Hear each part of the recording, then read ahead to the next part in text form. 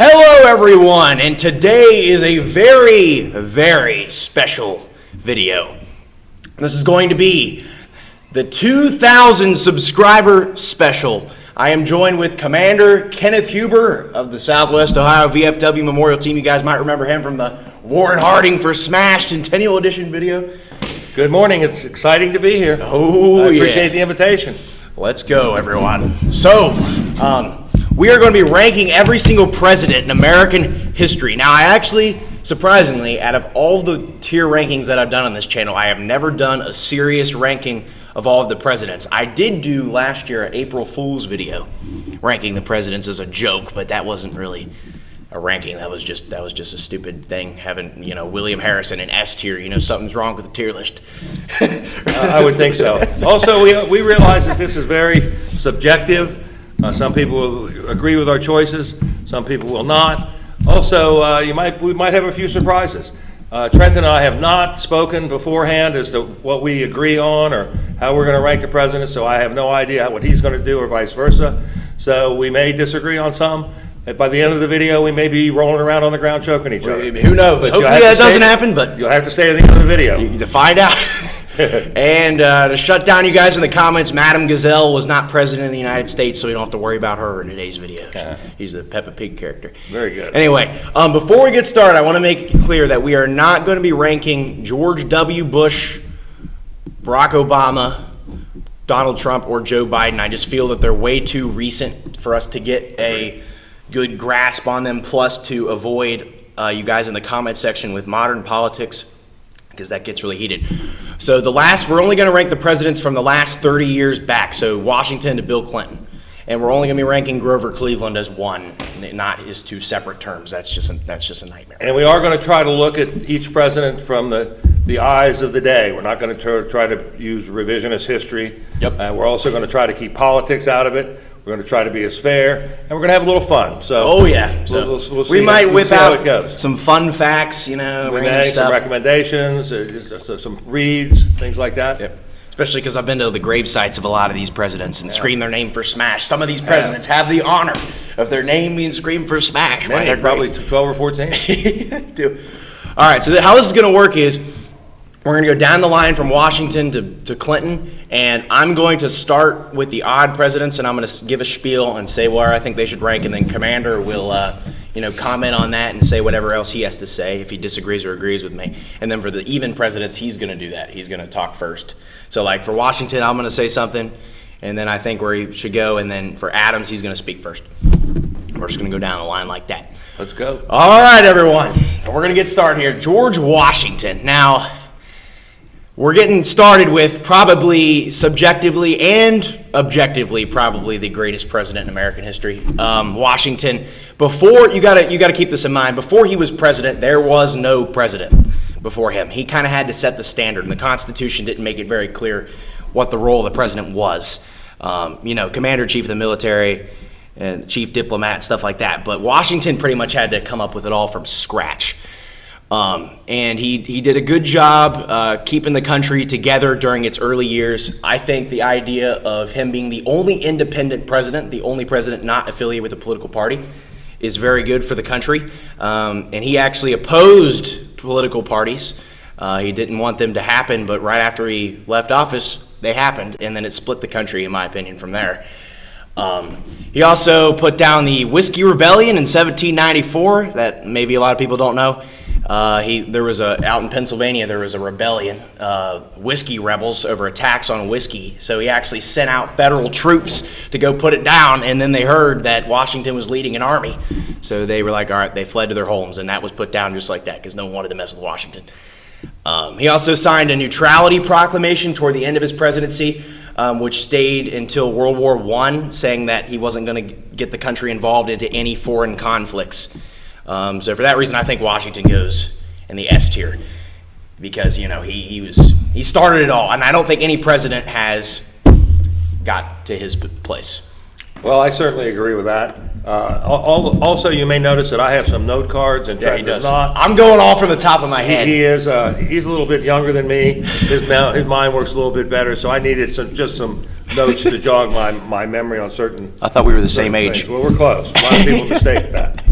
I have my notes, everything that you said, set up the government. The Whiskey Rebellion, just a little bit more about that. The reason why that is important, I mean, you might think, well, who cares if they tax whiskey?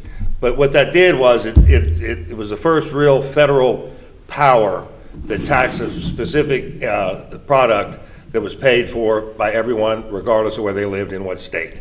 So it kind of was the encroaching of federal power over the states. 2 terms he served, that set the precedent for the 2 terms all the way up until Franklin Roosevelt. And what he did after his 2 terms was also important. He went back to the farm, so to speak, actually literally. And he got out of politics, didn't live very long, died in 1799. But like Trenton said, he set the whole thing up, and that is very important. Yep. One of the most important, as Trenton said, was the Neutrality Act. Stay the heck out of European conflicts. Yep. And that, again, pretty much till World War I. That happened until So I agree, it's superior. Another thing I want to say is Washington, the fact that he was even president, because people had offered to make him the king of the United States, and he turned that down, and he just said, he just wanted to like be his own self, just be president for 8 years, and then go back home. And then he died 2 years later in 1799.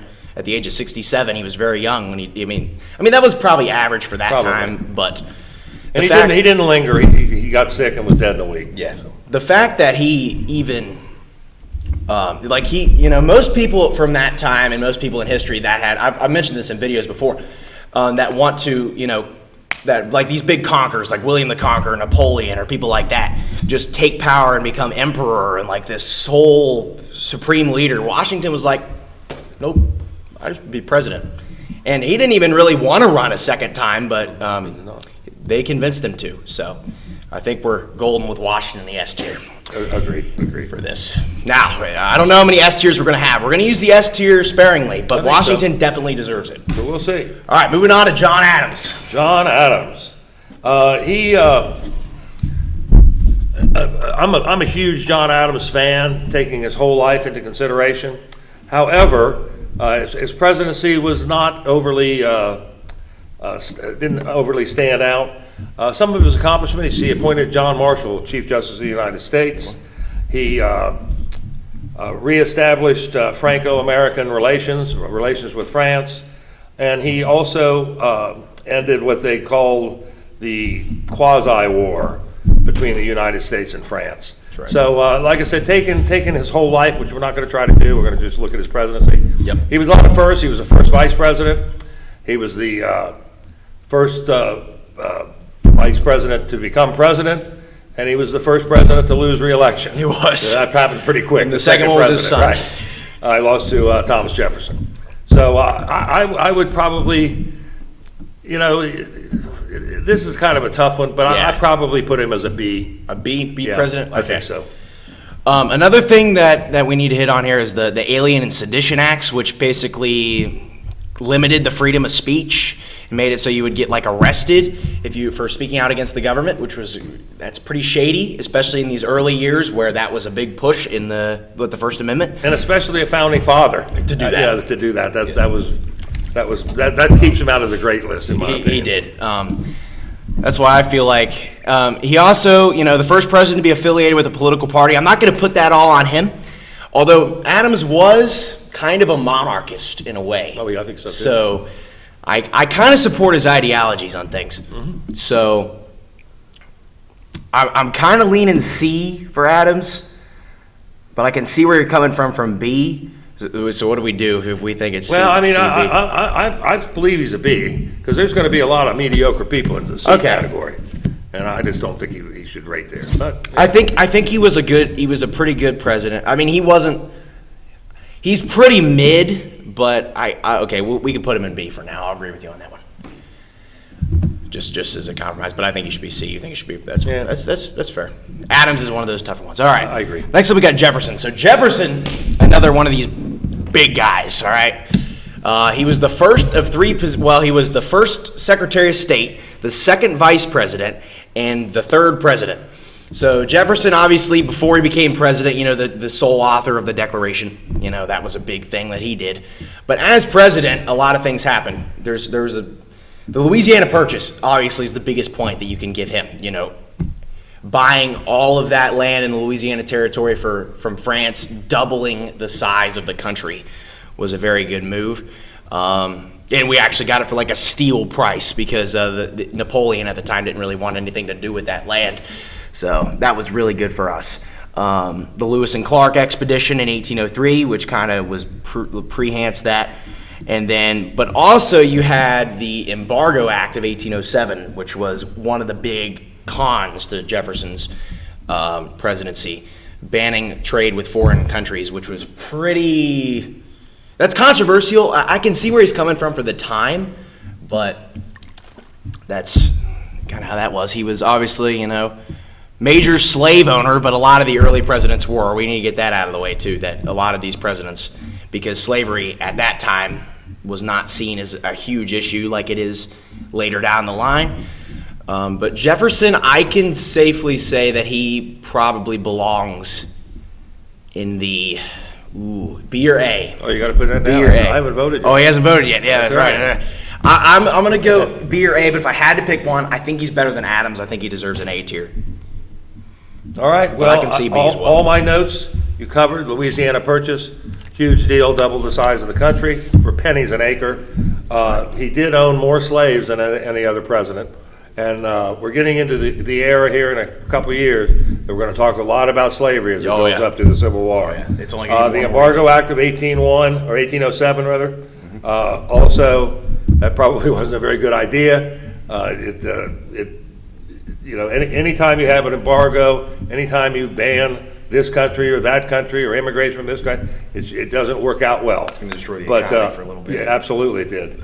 But like you said, he had some reasons to sign it. And I agree with your ranking.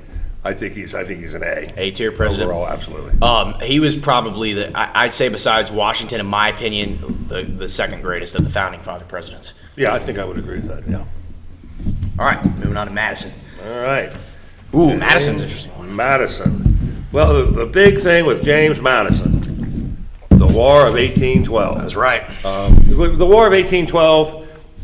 Just to give a little background, most historians consider that just really a continuation of the Revolution. The British, he took a chance when we went to war with Britain. Britain was still the most powerful nation on earth, and it just depended how much manpower and treasure they wanted to throw at the war. And we did obviously end up winning. They burned the White House. The British burned the White House. And we all know that Dolly Madison, Dolly Madison, the first lady, greatest first lady, absolutely saved the famous portrait of General Washington, President Washington, from the White House when it was being burned. Also, my understanding is she introduced ice cream. She did. I mentioned that in the Grave video when I screened James Madison for Smash. So I'm just gonna leave Madison at the War of 1812. There would be no ice cream if it wasn't for his wife. What an awful thought. And if she wasn't first lady, maybe not. So he did a good job marrying her. That was a good thing. Also, he's the only president to actually lead troops in battle as commander-in-chief, which I think is epic. That's a big deal. No other president has. Obviously, Washington has, before he was president. And William Harrison, before they were president, did. But as president, he's the only one. I'm going to give him, I'm probably going to give him a B. A B? Mm-hmm. Also, because I think it's hard to, especially with the Founding Fathers. I know we said we're going to look strictly at their presidency, but it's really hard to look with the Founding Fathers just at their presidency, in my opinion. But definitely. I think I'll give him a B. A B? Mm-hmm. Okay, so Madison, I'm kind of, I don't know why, I'm kind of leaning A for him. I feel like he's a tier above Adams in my eyes. I could go with an A. So I think he probably deserves A. I won't argue that.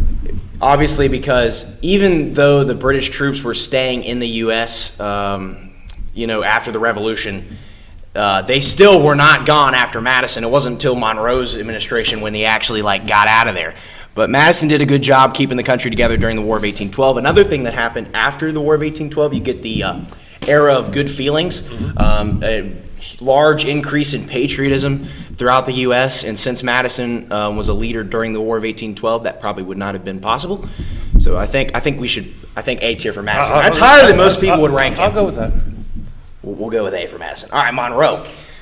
So James Monroe is president during the era of good feelings, like we talked about previously. Not much bad things, not much conflicts occurred during his presidency. However, he did issue one major act that still stands today, the Monroe Doctrine, named after him, which basically said that all European countries to stay off the Americas and stop colonizing the Americas. It's our land, we control the Western Hemisphere. And then Theodore Roosevelt expanded upon that later on, about 80 years later. But Monroe did also issue the Missouri Compromise in 1820, which made it so it split the North and South between the issue of slavery, because by this time, the slave trade had ended in 1808 during Jefferson's administration. That goes all the way back to the Constitution. So slavery and the practice of getting new slaves, they couldn't ship them in, so they became more and more valuable to use. So he made it so that he drew a line in the middle of the country saying the North could not have slaves and the South can have slaves. So you have slave states and free states. And they wanted to make the balance even, so that way they wouldn't have more seats in the Senate and stuff like that. However, that did not go too well down the line. I can see where Monroe's coming from that. But at that time, I mean, it was a pretty major issue. I think that was kind of a controversial act. I don't think it was the best decision ever, but I see where he's coming from with it. And then you get to the thing where it's like, is it good for them to kick the can down the road on slavery, or should they have just dealt with it then and there? All right. I'm going to give Monroe, I think Monroe deserves a B tier. All right. Personally. Oh, no, not F. No. Monroe's not that bad. Monroe, obviously the Monroe Doctrine. Yep. Said hands off the Americas. Any intervention on from foreign powers, i.e. what they meant was Europe. They weren't worried about China. Right. In the Americas would be looked at as an assault on the United States. And as Trenton said, that's remained unchanged until Theodore Roosevelt with the Roosevelt Corollary. Anyway, we'll get into that later. Also, the Missouri Compromise. Yes. Here we go. Missouri Compromise. That was a controversial one. Here we go. It's tough to tell if that's it's good just or not. right.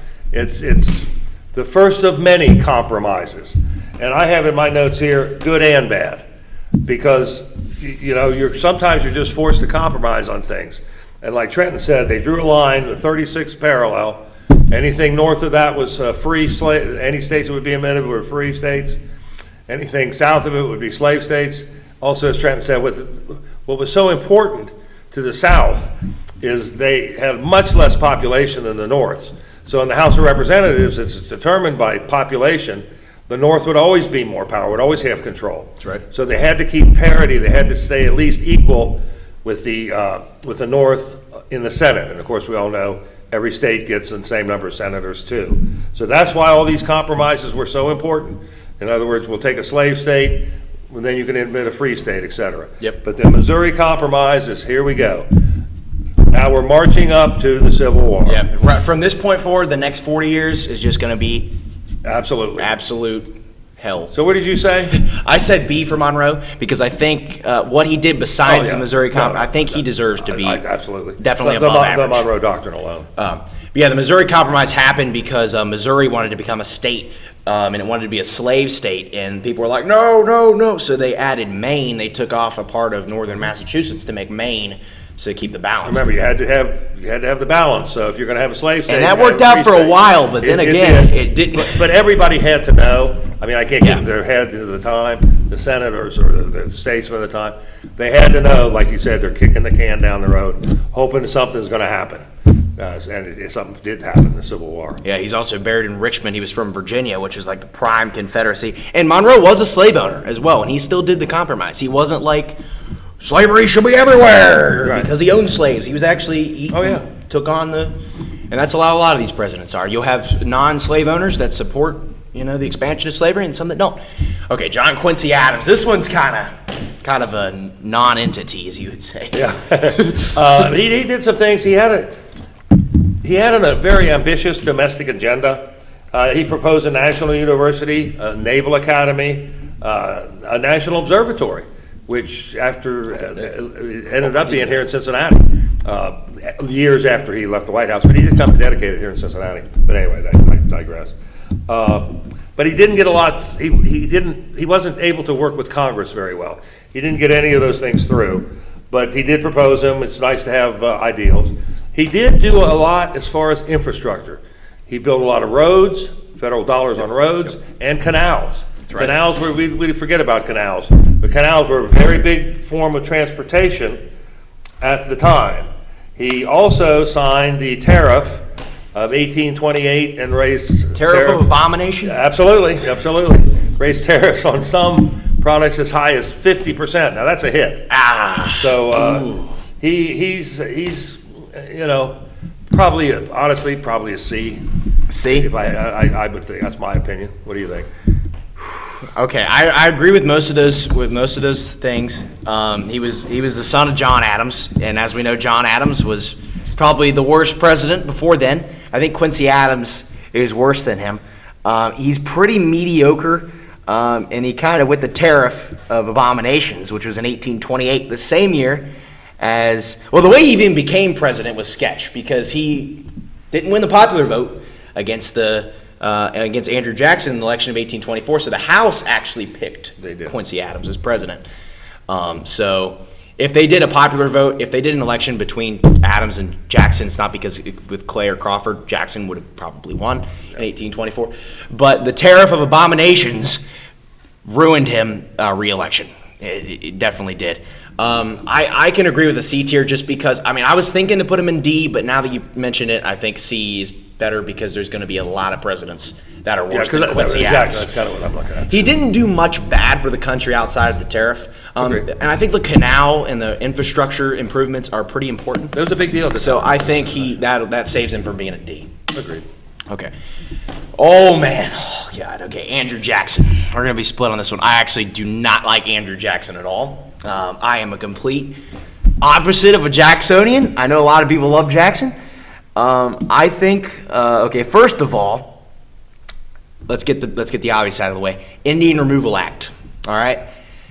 Jackson was by far, even for the time, pretty racist. Most people at the time were. Oh my God.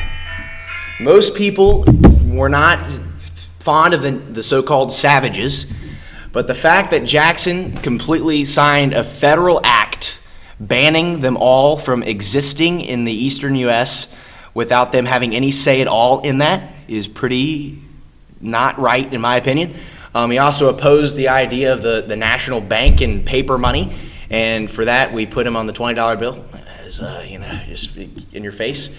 So I think that's kind of. I don't agree with his stance on the banking system or the Indian Removal Acts. However, the last time the national debt was at zero was during his presidency. But there's been other presidents that have balanced it better than him. He just wasn't able to, do any of that stuff.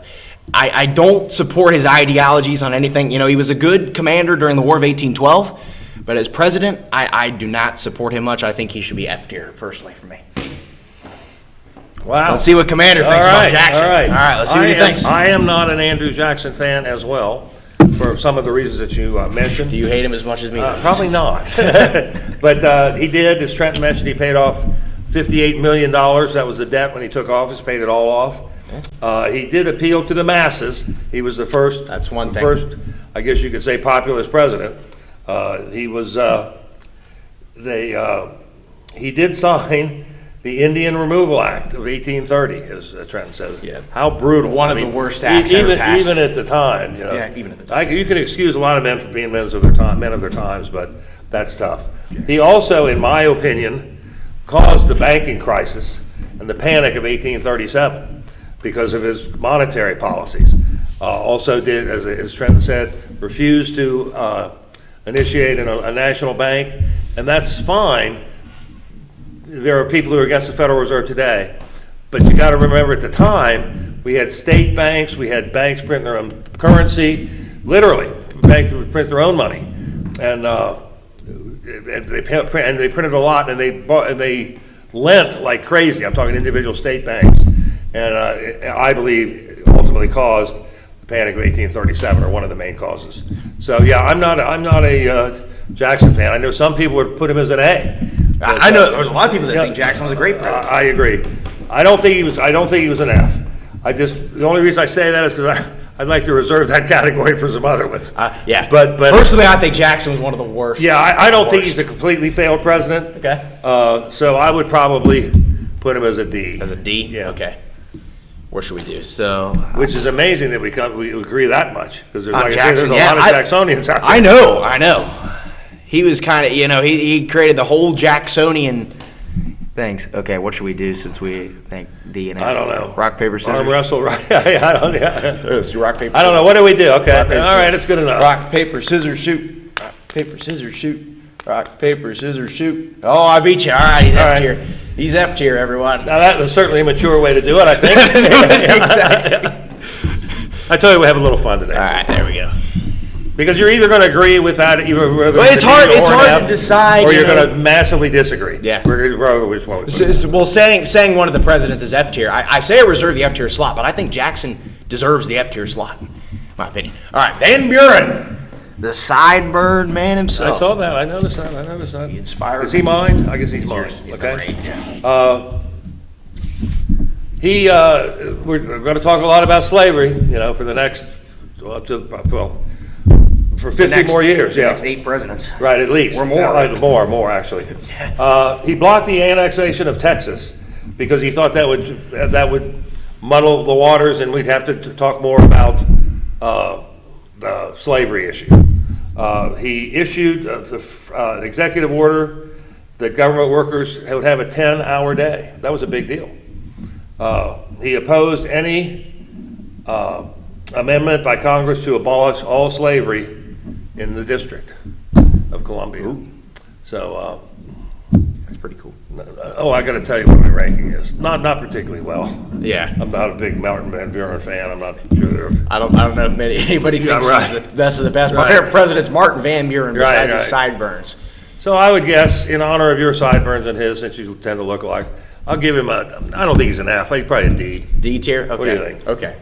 So obviously, you kind of got to give him some, because he was Jackson's chosen successor. Oh, and absolutely. we talked about how Jackson caused the Panic 1837, which I 100% agree with. Martin Van Buren was left to deal with that. He did, yeah. I was right when After he was vice president under Jackson for a second term. But Van Buren, although there's not much that could have been done, he didn't handle it all too well, and it lost him some approval ratings, which caused him to not win re-election in 1840.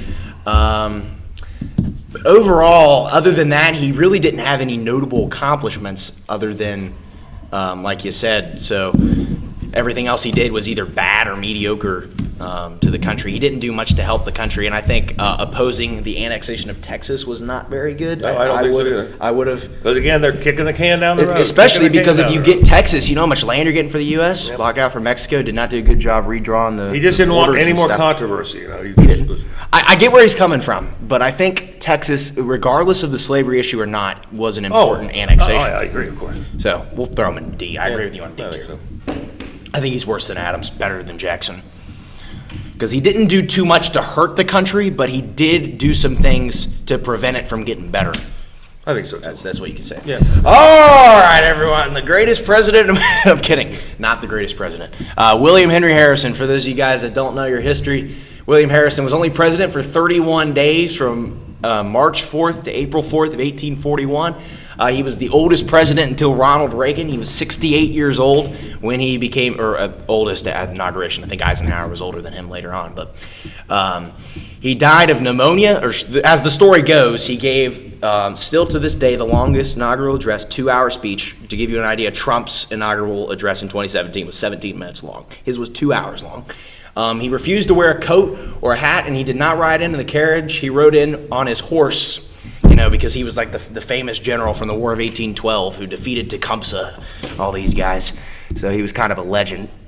He was a man of he was a common man, the man of the common man, or the candidate. He was a Whig, the very first Whig president to win, and he didn't really do anything because right as he got in office 2 weeks later, he got sick and died. So. Inconclusive, I think, for Harrison. There's no way we can possibly rank him as president. No. Although he did appoint Daniel Webster as Secretary of State, probably the best thing he did.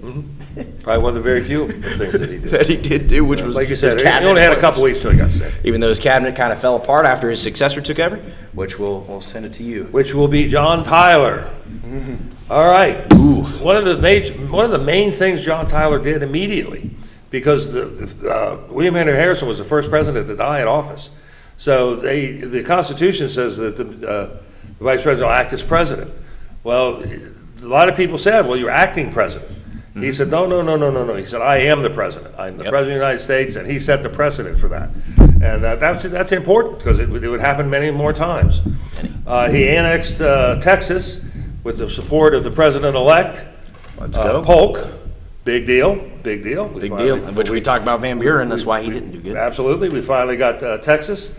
John Tyler, later in life, didn't probably distinguish himself. We all know what happened in his later years. Yeah. Elected to the Confederate Congress. Right. But we're not going to rate him on that, but you can't not mention that. Yeah, you can't not mention that at all. So anyway, that's about all I got to say with John Tyler. He's a D. He's known as His Accidency president. Right. So, yeah, like we said, he's the only death in American history to, like, the presidential that was not, recognized by the United States, because he died in 1862 in Virginia during the Confederacy. So He's been elected to the Confederate Congress. I don't think he actually served. He did not take because he died before he could take office. There was no official announcement. He's only Just president. imagine. That's just insane. No official announcement of his death. Always, if the former president dies, the current president puts out a nice proclamation, as with sadness, that people of the Tyler United States, etc. There was no mention of his death at all. Actually, for those of you that are not aware, he's actually buried like probably 20 feet or less from James Monroe at Hollywood Cemetery in Richmond, which is also the same cemetery where Jefferson Davis is buried in Hollywood. Also, since we're talking about burial, William Henry Harrison is buried maybe, 40 miles from here? Yeah, North Bend, Ohio. I've been to his grave many times. As have I. So, Tyler, annexation of Texas is really the only good thing you can place for him. Everything else that he did, he wasn't too, he was probably pretty pro-slavery, but he didn't sign any major act that made it terrible. But remember, it's still brewing. But it's still brewing. Oh, boy. He probably just kicked the can down the road on that. But he set the precedent for being the very first vice president to take over, and he said, I am president. Yeah, and that's a big deal. Yeah. That was a big deal. Because you just thought, maybe they just become president until they can do a runoff election. Acting president. An acting never president. really president of the United States. Yep. But he said, nope, that's not what it was. And also, the Whig Party refused to renominate him for the election of 1844 because he was so bad. So that is another thing you go for. Where'd you say, D? Yeah. I agree with D. Yeah, he's not F-worthy. He didn't do too much destructive. The F is for the presidents that actually do damage to the country. He didn't do too much damage. He made some decisions that weren't very good, but he didn't damage the country long term like I think Jackson did. Like that. Okay, Polk. You're brutal on Jackson. I don't like it. He removed the Native Americans. That's terrible. I agree. It's terrible. Okay, Polk. Okay. The Native Americans were in Oklahoma for generations, still are. So, that's everlasting. Anyway, Polk. Okay, Polk, oh my gosh. Okay, he did a lot of good things, but the way he did it was kind of, Okay, so the Mexican-American War takes place during his presidency, and it all starts mainly because of him, because the manifest destiny, the idea that the United States is destined to have land from coast to coast. He expanded the territory immensely in the United States, taking all of the Western occupations from Mexico, and he also signed the ordinance with Britain to get Washington State and Oregon and stuff up there by British Columbia. So he did a lot to expand the country, but he did run on the idea that he was only going to serve for 4 years and not run for re-election. He's like, I'm going to do 4 years. I'm going to do what I can do. He was a very honest man, although going to war with Mexico, was it the right decision, though? I can see where you could think it was not, but acquiring all that land was very important, in my opinion. Although it was preoccupied by Mexico, I do think that was the right move, and I think going to war was probably the best thing that he could have done. And he did a pretty good job leading during that war. Not many deaths happened. Although I don't think, because he did go to war with Mexico, I think it kind of puts him down for being an A. I think he deserves a B tier for Polk. He got a lot of territory from the United States, which is very important that he did. So that's my spiel. All right, James K. Polk. His star has risen in the last 40 or 50 years tremendously. He was a middle of the road president. His star has gone up, and I agree with that. I agree with everything Trent said. The Mexican way he got huge gains in land. He did it probably as a man of his times would do. He caused the war. With Mexico, and so we won. We got a lot of land that used to be Mexican, and we also got the Oregon territory. That's right. That was negotiated. So I'm going to have to say, what did you say? I said B for B. Polk. Yeah, I give him a B. I give him a solid B. Okay, we'll give him a solid B. He's a solid B president. As Trent said, I think maybe he's the first president that said, I'm only going to do one term and I'm done. Exactly. I'm going to get everything done I want to do. And he did, whether like it or not. He got everything done he wanted to do, and he had the shortest post-presidency. He died, 4 months later? I think? From cholera, I think. Yeah, so he did not live long, so I guess it's a good thing he didn't run for re-election. Yeah. Oh, that's true. Yeah, I'll give him a solid B. Then we'd have George Dallas as How about that? vice president. Let's go. No one even knows who that is, do you? No, that was his vice president. That was his vice president. Also, what was I going to say about 1849? Oh, so the fact that in California, the gold rush happened in 1849, so that kind of opened the ways for that since you had him getting the territory out there. He was a little bit aggressive, that's why we're probably going to put him in B. Oh, I think he was more than a little bit aggressive. Okay, that's fair enough.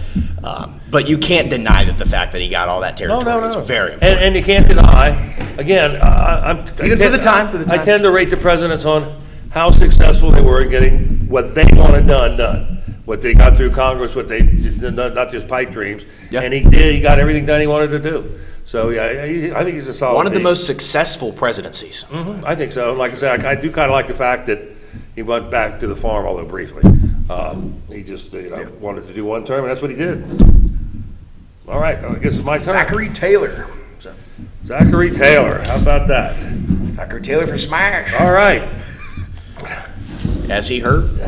Indeed. One of the big things he did is he directly, he was only president a couple of years. He directly admitted California as a state, not a territory, because he wanted to avoid, they knew if he admitted it as a territory, especially as big as it was, there would be endless battles over endless compromises over the slave issue.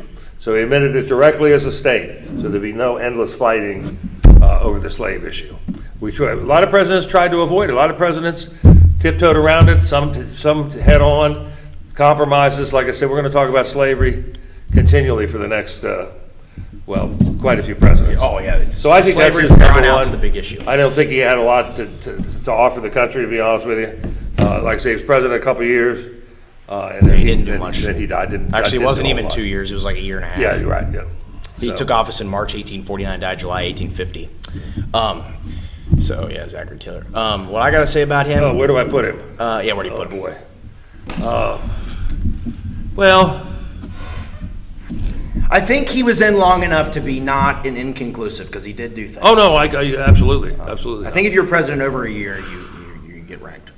Yeah, he's a C or a D, in my opinion. It's a tough one. I'd probably a D. D, okay. Yeah, probably. I'm going to put him at a C because he's not worth arguing over. The Compromise of 1850. So you can think about the time that he's president. He was a slave owner. He was, I think, one of the last presidents to own slaves. Maybe the last president to own slaves. I think he was born in, where was he born? Virginia? No, some southern state, one of the Carolinas or something like that. He owned slaves, but he was Louisiana. Anyway, maybe he was strongly against the expansion of slavery, and he even threatened to hang some people. I read something somewhere that he threatened to hang Southern expansionists at one point. So he was pretty okay. He was against the expansion of slavery. He also refused to sign the Compromise of 1850, which was probably it's literally the Civil War precursor, let's be honest with you. He refused to sign that, and imagine if he did not die in office, maybe that wouldn't have, but you gotta consider the fact that the Civil War was gonna happen. It was gonna happen. It was gonna happen. There's nothing that any of these presidents could, even going back to Monroe's administration, even if he didn't sign the compromise, there was still. There was no war in the history of the United States that had to be fought like the Civil War. Exactly. So I think Zachary Taylor, not signing the Compromise of 1850 was pushing the can down the road, but also the Compromise of 1850 was literally to push the can down And the he road. did annex California, bring California. He brought California into That's the a big country. deal. So I think he deserves a C tier. He was pretty aggressive though, but he did old rough and ready. Well, I think he did some good things yeah. in the year that he was there. Also, he was not poisoned. They did an exhumation about 30 years ago. They did. They found no signs of poisoning. Apparently, the story goes he ate Cherries. at a 4th of July party in 1850 and died. But he was also pretty old. He was in his 60s, I think, or 50s, or late, was he 60s? I don't know. He was born in 1784, so he was an old guy. Yeah, he was. At this point. He was a general during the Mexican War. Also, that's where he got his fame from. No political experience before becoming president. Millard Fillmore. Okay, so like I just talked about with the Compromise of 1850, Millard Fillmore was the president to sign that act, and also the Fugitive Slave Law. The Fugitive Slave Law was, in my opinion, it was terrible. Although it was kind of something like that was kind of needed, but I think the Fugitive Slave Act was pretty messed up. Basically, it made it so that if a fugitive slave, which is an escaped slave, were to escape from the southern state into a northern state, if they were caught, they would have to be returned to their masters, and whoever was caught helping them was going to be imprisoned, taken to property, or maybe even put into death if they helped too many slaves. And I did a stream a while back, sorry for the plug, John Rankin, who helped hundreds of slaves escape and never got caught for it. But yeah, the Fugitive Slave Law was brutal. Slaves had to make it all the way to Canada to be free, which is honestly, that's crazy. Imagine walking from a plantation in North Carolina to Georgia, or not Georgia, Canada. Georgia, this is not a very far walk. Anyway, yeah, Fillmore, other than that, he was really not that great of a president. I think he deserves probably a D tier. Maybe an F, but I think a D, because I don't think he was as bad as some people think, but I think D tier for Fillmore. All right, Millard Fillmore, an interesting president. Like Trenton said, signed the Missouri or the Compromise 1850. That put us on a solid track right to the wall.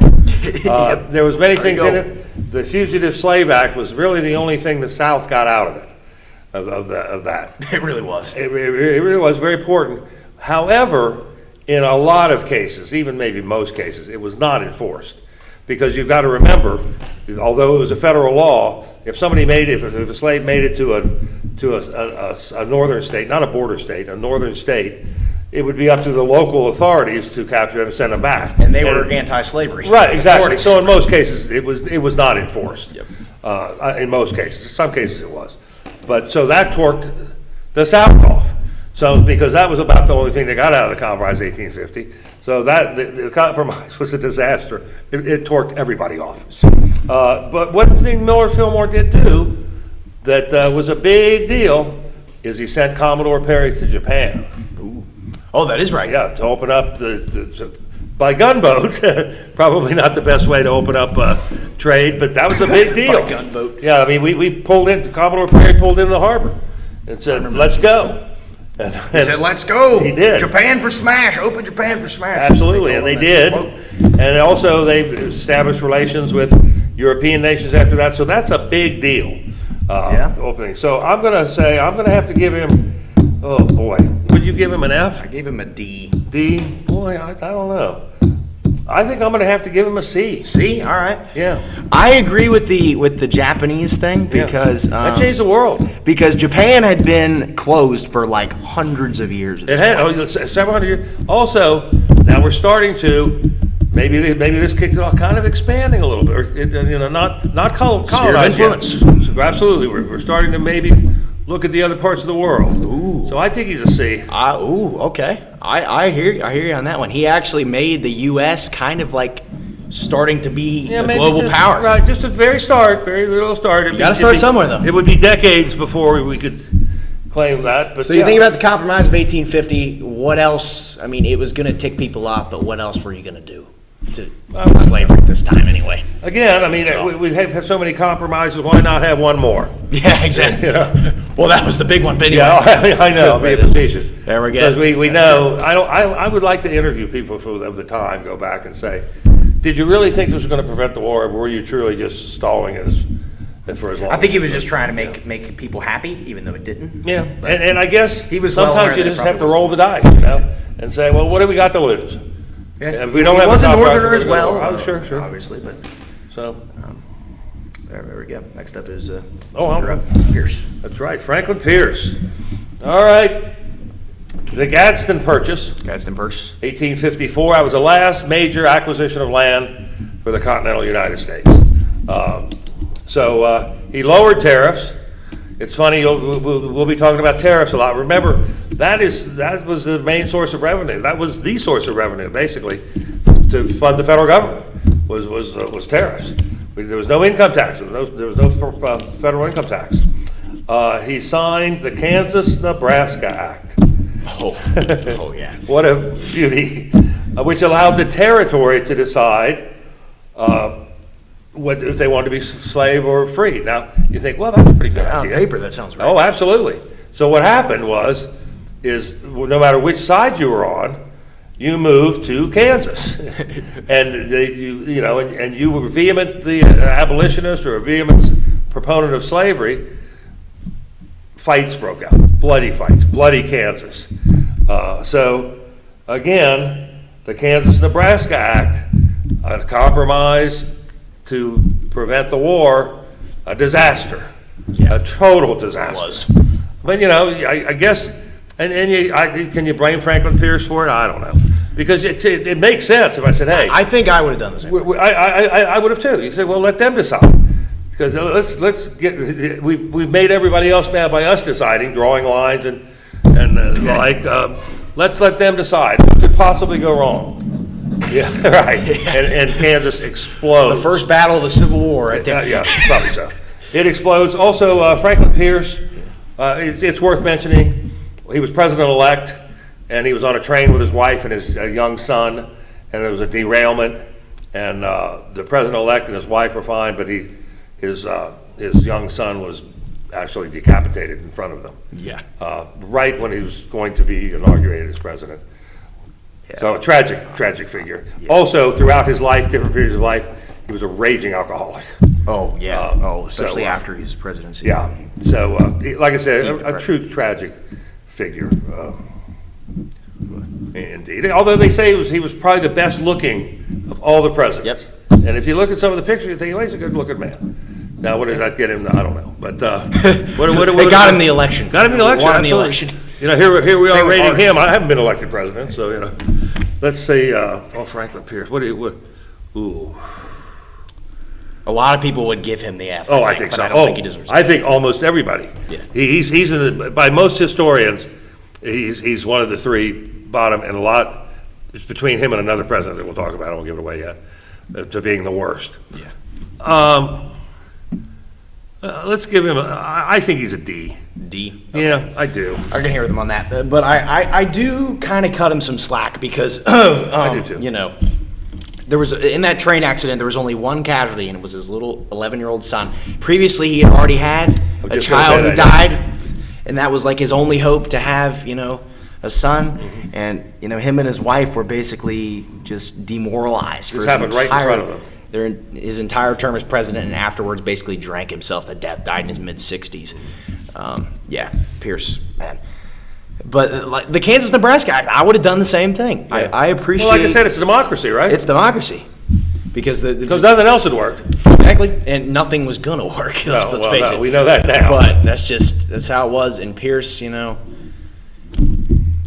I think he did a good job trying. Like he definitely had passion to try to make the country in a better position, but it was just he was in just the 1850s were just such a rough time to be president. And the things that he had to go through mentally had to have been tough for him. So definitely not a good president, but I do cut him some slack. I don't know what else I would have done in that position. Pierce was kind of screwed when he became president. But yeah, D tier for sure. All right, Buchanan. All right, here we go. So Buchanan is typically considered to be, by most historians, the worst president in American history, and I do think, while I don't think he was very good for many reasons. First of all, you have the main reason people go to him is because he did nothing to prevent the Civil War from happening. Now, me and Commander have talked about this previously. So the one few thing we talked about, there was nothing that you could have done in 1857 to prevent the Civil War from happening. You couldn't have done anything. It was going to happen. Abraham Lincoln, if he'd been president. Yeah, exactly. George Washington. No one could have done that. But what he did do, he was a Northerner with Southern sympathies, which people don't support at all. The Dred Scott decision happened in 1857, the year he took office, which was a huge thing. One of the landmark Supreme Court case. Which he did support. Which he wholeheartedly supported. And he was from Pennsylvania. So you'd think the Northerners electing him, because he was a Democrat from the North, they elected him because they're like, okay, this guy actually has some anti-slave policies. Nope, not at all. And he didn't really care to prevent any, there's nothing he could have done to prevent the war, but he sure as heck didn't do a good job trying to.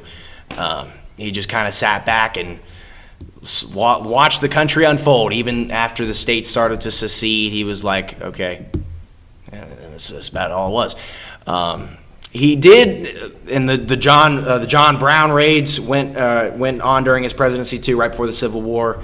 So those were not very good. He didn't do a good job putting those down. He didn't really care to put them down. So I think Buchanan probably deserves an F. I think he's a tier below Pierce and Tyler. James Buchanan, an interesting man for no other reason is at the time he took office, he was the most qualified person to have ever been president. He'd served in both houses of the Pennsylvania State Legislature. He'd served in both the House and the Senate. He was ambassador to, was it Russia and Great Britain, I think? Ambassador. So he was eminently qualified. Also Secretary of State, wasn't he? Also, absolutely, yes, he was. I'm sorry, yeah. So, I mean, what more could you want as qualifications? And ended up not being very good, to say the least. There was a period of economic growth, free trade, and he opened to immigration. No action when the states started to secede at all. I mean, he didn't even say anything. I mean, he didn't even, threaten or. Now he was at the end of his term. He was like, over for him. Yeah, and he was rather old. Yeah, and the quote was when Lincoln came in as president-elect, he said, "If you're as happy to become president as I am happy to leave, you're a very happy man." He was he done. Did say that. And he didn't have any fun. Let's put it that way. He was done. He was a failed president. He was. Again, I always feel bad for people who, because he obviously had political skill too. Had all those offices, elected offices, and got to be president of the United States. But a president who loses their passion to run the country toward in their later years is pretty sad. I think that's not a good attribute. I cannot argue. Yeah. F tier. Yeah. F tier for Buchanan. Right in there with Jackson. James, Get right there. Yeah. You're going to get some hate mail on Jackson. I know I will. I will. I don't like Jackson at all. Yeah, I'm not a fan either. Anyhow, all right, you get Lincoln. Oh, okay. Well, I've heard of him. Abraham Lincoln. Now, what could we possibly say haven't been said? The Civil War, saved the Union, ultimately gave his life for it, and some of the couple of things that he did questionably. He suspended habeas corpus. He was not a big proponent of free speech. Yeah. In some instances, overall, of course, he was. But he was at war, and he was an all-out war. No one could have done a better job than Abraham Lincoln. He was a true statesman, brilliant. All the things that people say is all true. And he pushed the 13th Amendment. Died, unfortunately, kind of like Roosevelt. Right at the end of the war. Yep, I think he was shot a couple days after this. Yeah, the surrender grant, or a grant to Appomattox. So I will say this, and we haven't talked about him yet, we'll talk about him next. One of the criticisms that I never hear about Lincoln is, if it was not for Abraham Lincoln, we would not have had Andrew Johnson. Yeah. So, and nobody ever mentions that, but that's kind of a big boo-boo. We'll talk about Johnson here in a minute, but, he gave us Andrew Johnson, and there was a lot more qualified people to have picked for vice president. That's the thing. And we had two presidential deaths prior to Lincoln, so it kind of is in your mind that we all know anybody could die. But so whatever criticism the historians have of Andrew Johnson, Abraham Lincoln gave him. Abraham Lincoln's the reason that Johnson was ever president. Right. So, but anyway, I'm a huge Lincoln fan. How could you not be? Exactly. But he's an S. S tier. Yeah, Lincoln's easily S tier. The thing about Johnson was, I think his reason for picking, Johnson was because he was like a Southerner, and he wanted to have that on the ticket so that way he'd get some votes. Because people, trust me. People today, everybody loves Lincoln. Back then, he got a crap. He was not a popular president. Very unpopular. He won re-election, but the fact alone, and don't even think about freeing the slaves. The fact that he kept the U.S. together during the Civil War. Imagine if we would have had Pierce, Buchanan, or Millard Fillmore in office. Right. Civil War. There would be a Confederate States of America. There would be. There would be. So I wholesheartedly agree. Lincoln's S tier. Like I said, we could talk. I mean, there have been thousands of books written on the guy, and I know that some people are going to be watching and saying, well, how come they didn't mention this about this president? How come they didn't mention? Well, because we're limited. I mean, like I say, there's been hundreds of books written on, thousands of books written on these people. We could talk about any president you picked. We could talk for hours. Yeah, we're just here doing one thing about them. We just got to hit the highlights. And maybe if we mention something like the Missouri Compromise or the Compromise, maybe, and you don't know anything about it, maybe go look it up. Yep. Abraham Lincoln. All right. The man, Andrew Johnson. The man. Okay. A lot of people rank him toward the bottom as well because of his attempts at Reconstruction. So basically, after the Civil War, the South went into a period known as Reconstruction, which lasted for about 12 years, until 1877, so it went through the next couple of administrations. Johnson supposedly gave his inaugural address as vice president drunk, so if that gives you an idea about the guy. He's the only president. He was the first president to ever be impeached, but he was admitted by one vote. If it wasn't for one vote, he would have been removed from office. He was basically all of the years of Jim Crow laws in the South banning blacks from. Basically, there were state laws passed banning blacks to vote in the southern states. He kind of started all of that stuff because if Lincoln were president still during Reconstruction, I think it maybe could have gone in a different direction because he would have enforced things better. Although you got to think about after the Civil War, when slaves were freed, a lot of these slaves had not been, they'd never been free for their whole life. You have grown adult slaves who all they knew how to do was work on a plantation. So a lot of them ended up going back and working on plantations because that's all they knew how to do. And Johnson was kind of anti-African American.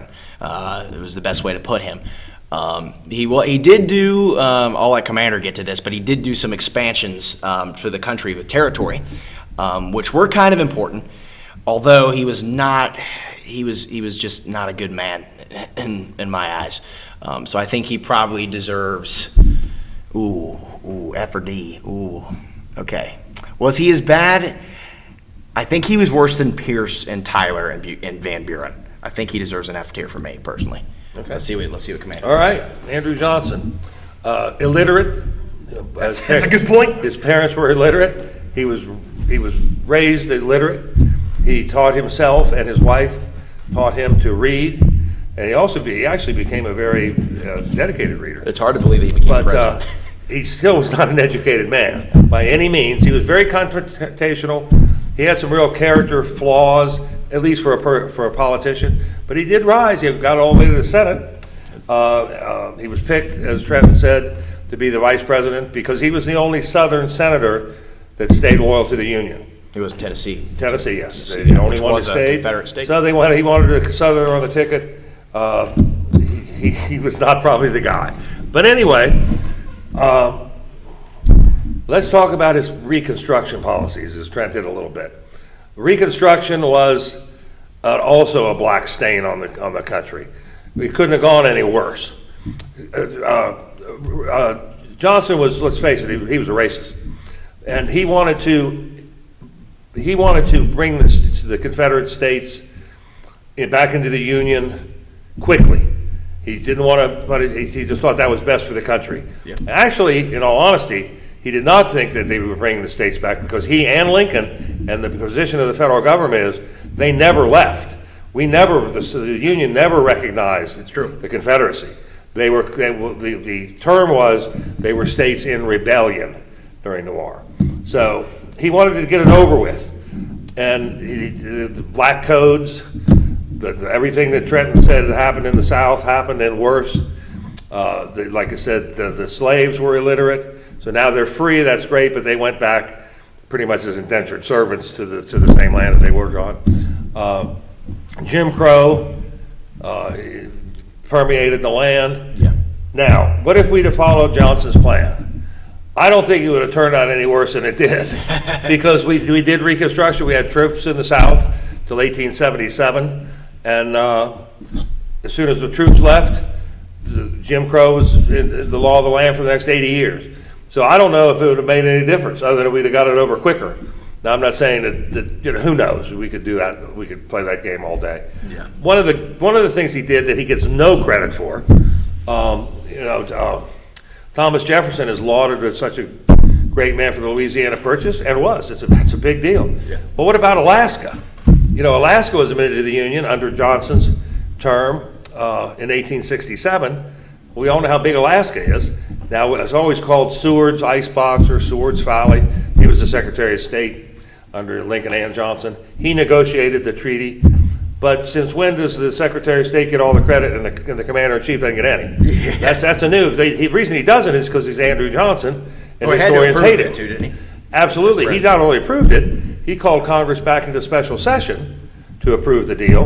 And then when it was approved, he pushed the next Congress, or later in that Congress, he pushed through a bill to pay for it. I can't remember now what we paid for it. 7.2 million, something like that. It was pretty good. So he was all in on it, and it was Seward's Folly, Seward's Icebox, until about the 1890s when they found gold. Then nobody made fun of Seward anymore. It's amazing how that works. So I'm gonna give him what did you give him? I gave him an F. Oh, I'm gonna give him a D. A D? Okay. The reason I say that, I like the Alaska reason. I think that's a big deal, and let's face it, I'll just say this about Johnson. We've said this before about some people you feel bad for. Johnson was in over his head. Yeah. I mean, nobody, could you imagine the president after Abraham Lincoln to guide the country through the mending process? I mean, you talk about a plate full of stuff. Yeah. So, and maybe he wasn't the best at it, but I think he did his best. Okay. And I just don't think he's.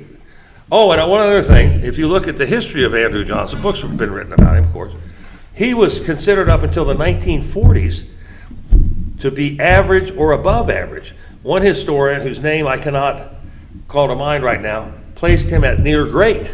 Really? Andrew Johnson, near great, till the 1940s. Now, I'm not saying that. Now, that makes sense because you think about how that's true. African-American rights were. Yeah, you're right. You can look it up. So anyway, I just don't want to give him an F, to be honest. Here's the reason I have him an F, though. Oh, I get it. The everlasting impact that he had, which lasted for the next 100 years with African Americans in the South. But see, I don't agree with that because we didn't do it his way. We did it through Reconstruction, and look how bad it turned out. So that's why I just don't. I don't think it would have mattered. The Alaska Purchase. Too many people wanted to punish the South, and it just we didn't do it Johnson's way. We did it. We had troops in there, and it's a disaster. Jim Crow was the law of the land anyway. So. Yeah, with the Southern sympathizers. Yeah. So I think the Alaska thing is important because imagine today if Russia still owned Alaska. Yeah, absolutely. That would have been that could have changed history. We found gold, but what about oil? Yeah. They're drowning in oil. Great resources. It was a good move by him. Yeah. Okay, we'll throw him in D. Still kind of leaning F, but we'll put him in D. No, I mean, I get. Yeah. I mean, I can see how you can go with that. He was not a good guy, but no, okay, that's enough on Johnson. Yeah, enough on Johnson. More than he deserves. Yeah, honestly. Oh, I'm Grant. Okay. Oh, yeah, you're Grant. All right, how about that? All right, Grant's star, historical star, has risen tremendously in the last 30 or 40 years. He actually did a lot. 15th Amendment, pushed that, of course, the last of the Reconstruction amendments. Civil rights, he was a big civil rights president for his day. He signed the Civil Rights Act of 1875, which was the last Civil Rights Act until the Civil Rights Act of 1957. So that's a long time. Yeah. He sent troops into the southern states many times, federally prosecuted many Klans members. He did sign the Comstock laws. That was not probably one of his better ones. It was kind of a freedom of speech issue, but for the day it probably wasn't. It forbid sending lewd or indecent material through the mail, and they prosecuted you for that, and prosecuted people very severely. But like I said, he wanted to protect the rights of all people, and his star has risen due to that. Now there were some scandals. Yeah, of course. Of course. But nothing directly to him, like he was making money or anything. But there were some scandals in administration. He appointed a few scoundrels. Yeah. But overall, I'm going to have to give probably a C. Okay. I think I agree with you. But I think a C plus, but we don't have that. But yeah, I don't think he's a B. It'd be hard to put up there with those. Yeah, I couldn't put him up with Monroe and stuff. But Right. he, like we said, his appointments of his cabinet were a little bit shady, but I don't put that all on him because he did do a good job with Reconstruction, better than Johnson did. No president did a good job handling Reconstruction. No, that's why we had Jim Crow for 100 years. But Grant, he cared about the country. He cared about He cared about blacks in the South. willing of the people, yes. And there were a couple, he tried to get some land in the Caribbean on a couple occasions that the Senate would not ratify. So he kind of pushed for imperialism a little bit, which I do support imperialism, although he couldn't get anything passed. There's a lot of acts that he couldn't get done because the Congress didn't agree with him on a lot of things, but the people loved him, being the guy who won the Civil War for the Union. So I do. Also, I like Grant as a person. He's a very, influential man. So, One thing about Grant, just a little trivia. We've talked about presidential graves before. Grant is buried in New York City, and until the 1920s, it was the number 1 visited monument in the country. Because remember, up until the 20s, people remembered him when he was alive, and he was a huge hero for the country. So it was the most visited, more than the Washington Monument or Lincoln Memorial, anything. It was his tomb in New York City. Grant was actually the first president to serve 2 full terms since Andrew Jackson. Yeah. So and no one really would have been able to defeat him in election because of how popular he was. He was U.S. Grant. Also, a little trivia point. Only president that died of cancer. Grant? Yep. Died of throat cancer. He was How old was he? In his 60s? Early 60s, I think? Yeah, probably. Yeah. All right, Rutherford Burchard Hayes, my man. All right, guys. A lot of people think he's You're a little too excited about Rutherford. Okay, I didn't do much research before this list, but I did do a little bit of research on Hayes. Okay, so obviously he did serve in the Civil War. A lot of these presidents did, and we're starting to get into a streak of a bunch of Republican presidents. We're also getting to the era of these hats being popular. Absolutely. So this is where... These are boater hats. Boater hats. You can look them up. Yeah, we have these especially for the video. So Hayes is the president who ends Reconstruction, obviously. He pushed for a lot of civil service reforms during his administration, the first president to push for that. He also, he vetoed a lot of bills, which I don't think was the best thing in the world. Specifically the Grand Allison Act, was that what it was called?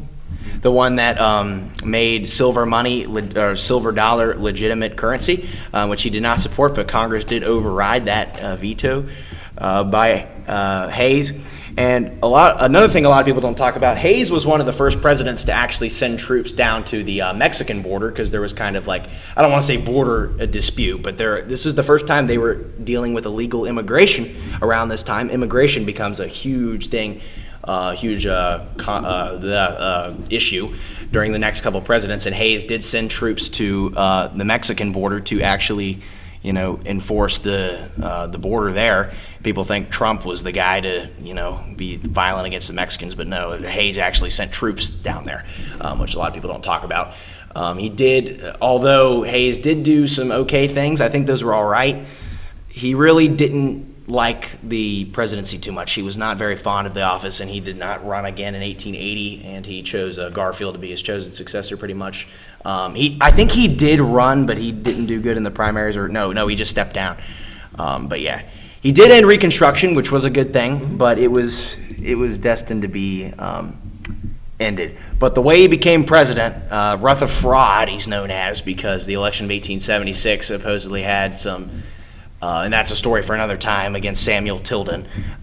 Hayes did not win the popular vote, but the way that he won, there's supposedly some fraud with that. Yeah, they appointed a commission, and that it was crazy. It was a mess. But yeah, I think Hayes overall did some all right things. Him pushing for civil service reform was a very strong case to put Hayes up top, but I think he still deserves to be a C tier. I agree. C tier. Oh, I shouldn't say that yet. I've spoken about it. I think he deserves a C tier. I don't think he's up there with Polk and Monroe, but I think he's not as bad as people think he is. Not a lot to say about him. I agree with Trenton. He started the civil service reform. Huge deal. We're going to talk about that for the next probably 20 years. Yep. We're in an era here. Yeah. Starting a new era. He removed the troops from the South, ended Reconstruction. It's one of those things that just needed to be ended. The South went back to being the South. A lot of racism, a lot of Ku Klux Klan. That was a big thing. It did, but I guess the president and the country realized you can't keep troops down there forever. It's a part of the country. You can't occupy another part of the country, I guess, forever.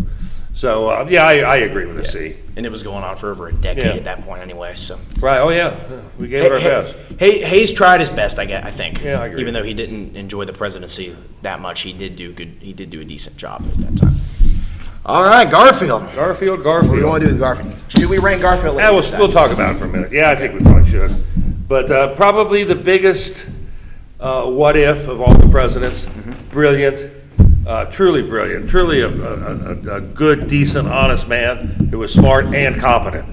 And unfortunately, his presidency was cut short by an assassin.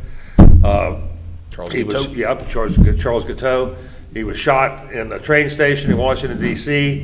in July. He'd just taken office in March, shot in July. Didn't die until September. He lingered for 2 months, died a horrible death. His strong personal integrity, truly wanted civil service reform on steroids. He was a big proponent of it, but like I said, died young.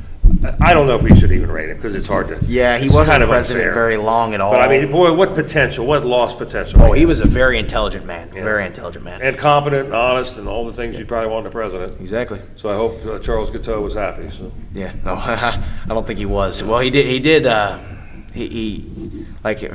read a book on it.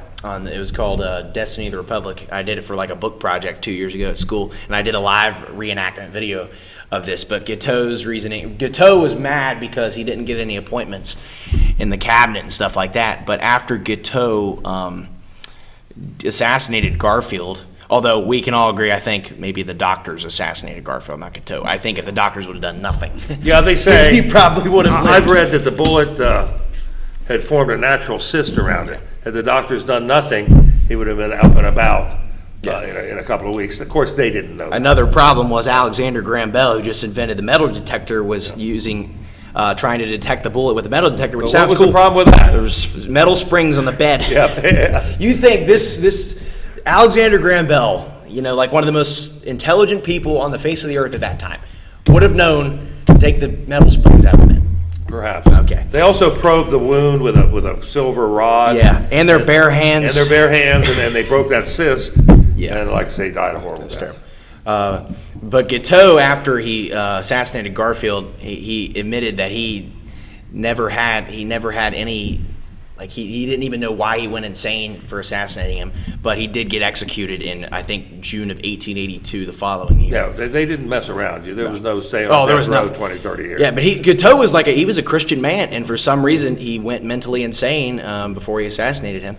Yeah, Garfield, going back to him, his biggest mistake was he published his daily schedule in the newspapers. Yeah. Guiteau knew right where he was going to be. There were a couple attempts before. He tried to assassinate him at church. He couldn't do it. And then the train station with Secretary of State James Blaine was there with him. Next up is Chester Arthur. So that's me. That's me, right? Okay, 21. Okay. Chester Arthur. Oh my God. Okay, this guy. Chester Arthur is one of the most least known presidents, but he's actually kind of popular because of how unknown he is.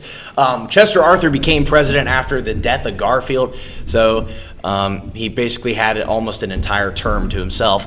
A lot of people did not like him at the time when he became president. A lot of the people in the Republican Party at the time was split. There was the stalwarts and the half somethings. There was two. The Republican Party was basically split at this time, and a lot of the guys under Roscoe Conkling's factuation did not like Arthur at all and tried their hardest to not get him to become president.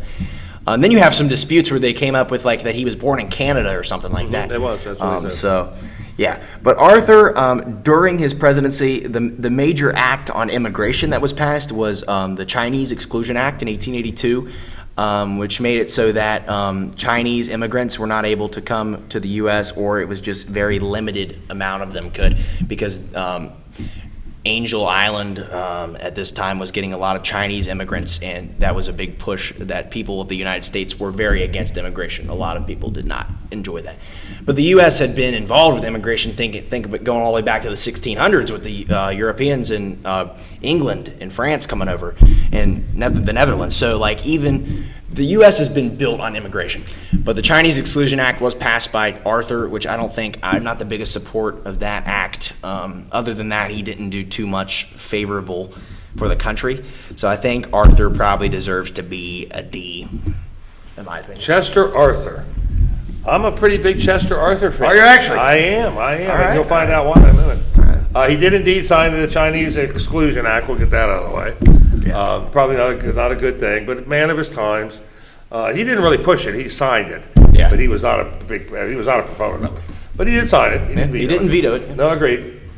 He also was a huge supporter of civil service, which surprised everybody because he had made his career in the spoil system. So he stunned everybody when he reversed positions, because, like I say, he was the commissioner of the Port of New York or something. Yeah, that's what he was. A spoils job. He'd been a whole his whole career, the spoils system. Also, he remodeled the White House in a Tiffany kind of style. He hauled out, or had wagon loads of furnishings, went all the way back to the Washington administration, and sold it at auction. It's hilarious. So yeah, he's decorated as of the Gilded Age. He was what they call a dandy, meaning he was very much cared about how he dressed, how he looked. But the reason I'm a big Chester Arthur fan is because after the Civil War, and like all wars, you kind of demilitarize. The armed forces are kind of neglected. And what he did is he built the modern, for the time, Navy. And I'm retired from the Navy, so I got a sort of soft spot for that. Theodore Roosevelt sent the Great White Fleet around the world, but it was Chester Arthur that built it.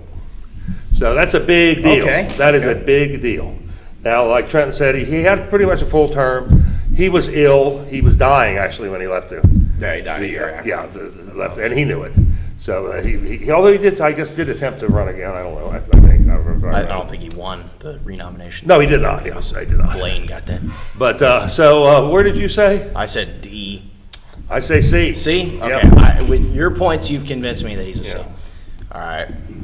All right, you get Cleveland, because he was 22 and 24. Oh yeah, Grover Cleveland. How about that?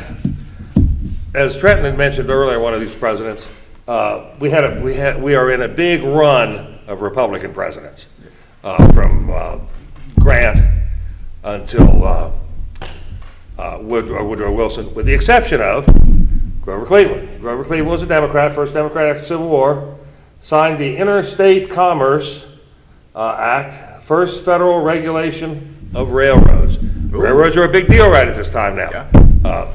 A big deal. They're building railroads as fast as they can. It's the 1880s. Yep, and you're right.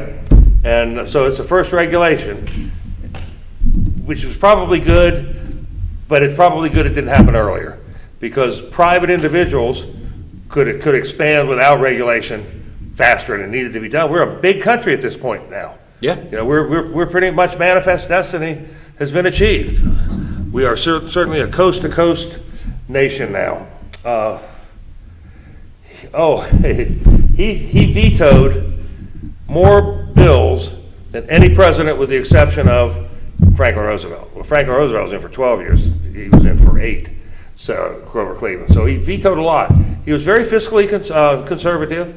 He didn't believe in a lot of government programs for this group or that group. There was a bill, it's called this Texas Seed Bill. Remember that? No. Okay, it the Texas farmers, this is how in the woods sometimes Congress would get, in the weeds. They'd had a drought, and Congress wanted to spend $10,000 to buy seeds for the bankrupt farmers, and he vetoed it. He said, we're not going to spend money on this group and that group, and it's expansion of the federal government. So that's what he did. So is that important? Yeah, it showed his overall governmental philosophy. So where am I going to rank Grover Cleveland? You know, there's a lot of people think he's probably one of the better ones in that era. Yeah. Certainly one of the stronger ones. He also, when I say stronger ones, let me kind of retract that. He also was a strict constitutionalist. A lot of people wanted him to do things, and he would say, no, that's not the president doesn't have the authority to do that. The president shouldn't be getting into that era. So yeah, he knew what he believed, and he believed what he knew. Obviously, the only president to serve 2 non-consecutive terms. You can't hardly help but mention this. He married his 21-year-old ward, a daughter of one of his best friends, when he was in his 40s, got married in the White House. Yep. Anyway, first president to be married, maybe the only, first or only president to be married in the White House. The only, I believe. Yep. Actually, in the White House. There were presidents who got married while they were president. Okay. Anyway, where do I put him? Probably. There's some people who rank him higher than I probably do. A lot of people sometimes even go, I'll go with a C. I agree with the C. Yeah. The only president to serve 2 non-consecutive terms, obviously. A lot of his ideologies on things I don't agree with completely, but I kind of see where he's coming from. Yeah. I think C's fine. Also, one little bit of trivia. For Grover He had he developed an oral cancer, and they took him and this is in the 1880s. They took him on the presidential yacht. They kept it a secret. They took him out on the presidential yacht, operated on him, removed it, put a rubberized, I'm not sure exactly rubber, but something of that material, piece of his jaw in, and he recuperated in about 2 weeks and lived another 20 years, or 15 years. And the operation was kept a secret till his physician, the surgeon, spilled the beans like in the 19-teens. Oh, wow. So could you imagine trying to keep a secret like that today? Yeah, not a chance. Not a chance. Anyway. All right. Benjamin Harrison is up. So Benjamin Harrison was the president that was between Cleveland's 2 terms. He was the grandson of William Harrison, the guy who only served 31 days. Harrison had previously, served in the Civil War. He was another one of those Republican guys. During his presidency, he was big on tariffs. Which obviously, that's a controversial issue, but it was needed for, money and things like that. But other than that, most of his accomplishments are not very revolutionary. He wasn't I don't really like him too much, but he's like one of those guys that's just very forgettable. But I guess I'll give him he belongs in the C tier. He doesn't stand out to me all that much. But he was president during what was that one act that was signed? The Sherman Antitrust. Oh, that was it. Sherman Antitrust Act that he passed deal. there. That was a pretty big deal, but I still think that earns him probably a C tier. I don't think he's that bad. I don't think he's as bad as the D's, but he definitely doesn't stand out too well amongst the Everything you said. That's what Sherman Antitrust Act. That's about all he did. I'd give him a C. Yeah. That's really about all there is for him. Well, I get McKinley too because you had Cleveland. Okay, yeah. So McKinley, he was assassinated. The 3rd president to be assassinated. It's kind of crazy that. Well, think about we've only had how many presidents? 46 presidents. 4 of them have been assassinated. Your odds of being president assassinated are pretty high. But McKinley, he served one full term, and then his second term he got assassinated. But he, was big on imperialism. He got all the land acquired out in the Caribbean, like Puerto Rico, and even the Philippines for the time before they declared independence. And we got all that land from Spain, the Virgin Islands, the Guam were all because of McKinley during the Spanish-American War. So I do support imperialism quite a bit, and I think McKinley did a good job getting those territories. And plus, he was like one of the few presidents in a while to actually be able to acquire more land. Like I said, Benjamin Harrison and Grant tried to, but they couldn't get anything passed, and we actually went to war with Spain because it was the perfect time because the USS Maine exploded, and we blamed the war on Spain. And I do really like McKinley as a guy. He's pretty cool guy in my opinion. So I think I'm actually going to give McKinley a B tier. I think he was one of the better ones at this time, and I do think it was important that he got some land for us. William McKinley, an imperialist. Sure. Whether you like it or not, again, these men of their times. These were the first time we had gotten colonies. We were real late on the colonies game. Like Trenton said, Spanish-American War. We annexed, as he said, Puerto Rico, Guam, the Philippines. We now had tariffs. Maybe we were becoming a world power. But we're gearing up. We're spinning it up. He raised tariffs, kept the gold standard. The election of 1896 against William Jennings Bryan was a referendum on were we going to keep us on the gold standard, or were we going to authorize the free coinage of silver at a ratio of 16-1? And the gold standard won. Very good. William Jennings Bryan was a proponent of free silver. There was a very populist view. It would allow farmers to be able to borrow more money and expand their farms, but again, we kept the gold standard. He was the last Civil War veteran. Just a little bit of trivia. He was, I'd say, a pretty activist president, very popular. Yep. Now, whether that has anything to do with a lot of people were popular and weren't very good presidents, but he was very, very popular for the day. Yep. Also, again, just a little bit of trivia.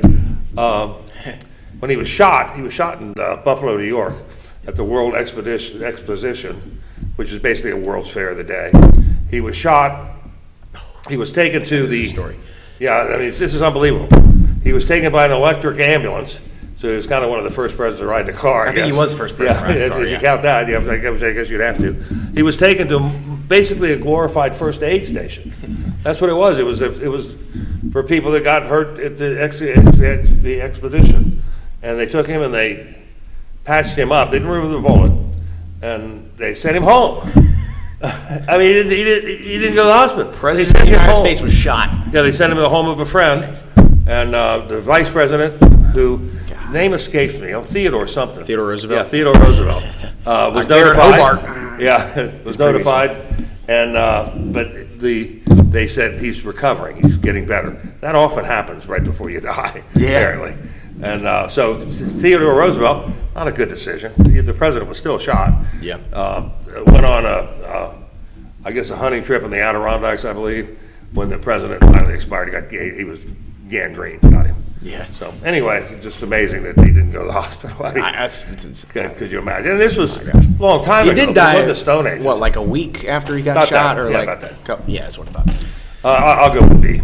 I think B for McKinley. I think so, too. I think he was pretty good. And you got to think about when he was expanding the territory. A lot of countries at this time were trying to expand what was known as the sphere of influence. Oh yeah, and he started changing He the had to do direction of something. the country. Yeah, he had to do something to make the U.S. on top, just like a lot of the European nations were doing at this time, taking their piece of the pie, if you will. All right, you get Theodore Roosevelt. All right, Teddy Roosevelt. Here we go. Talk about an activist president. Okay. Because a lot of the presidents prior to McKinley were not considered strong presidents. Congress was the strong entity of the three branches. Basically at that time. post-Reconstruction. Yeah, absolutely. Everybody. Now we're still on that Republican run. Theodore Roosevelt's a Republican. Takes office when McKinley dies. Enter the 20th century now. Enter the 20th century, 1901. He was kicked upstairs. That's a term meaning the vice presidency. They put him there because they didn't think he could do any damage. Because he was a firebrand, no doubt about it. So little did they know. Now he's president. Cowboys president. That's what they That damn Cowboys That's what president. they Mark said. Hanna. That's Yep. what Mark Hanna of Ohio said. That damn Cowboys president now. So they kick him upstairs and exactly worked in it. So Roosevelt signed the Pure Food and Drug Act. Big deal. Big deal. Some other consumer protection as well. First time, really. The Roosevelt corollary to the Monroe Doctrine. We talked about the Monroe Doctrine many presidents ago. What the Monroe Doctrine said is hands off the America, no intervention from Europe.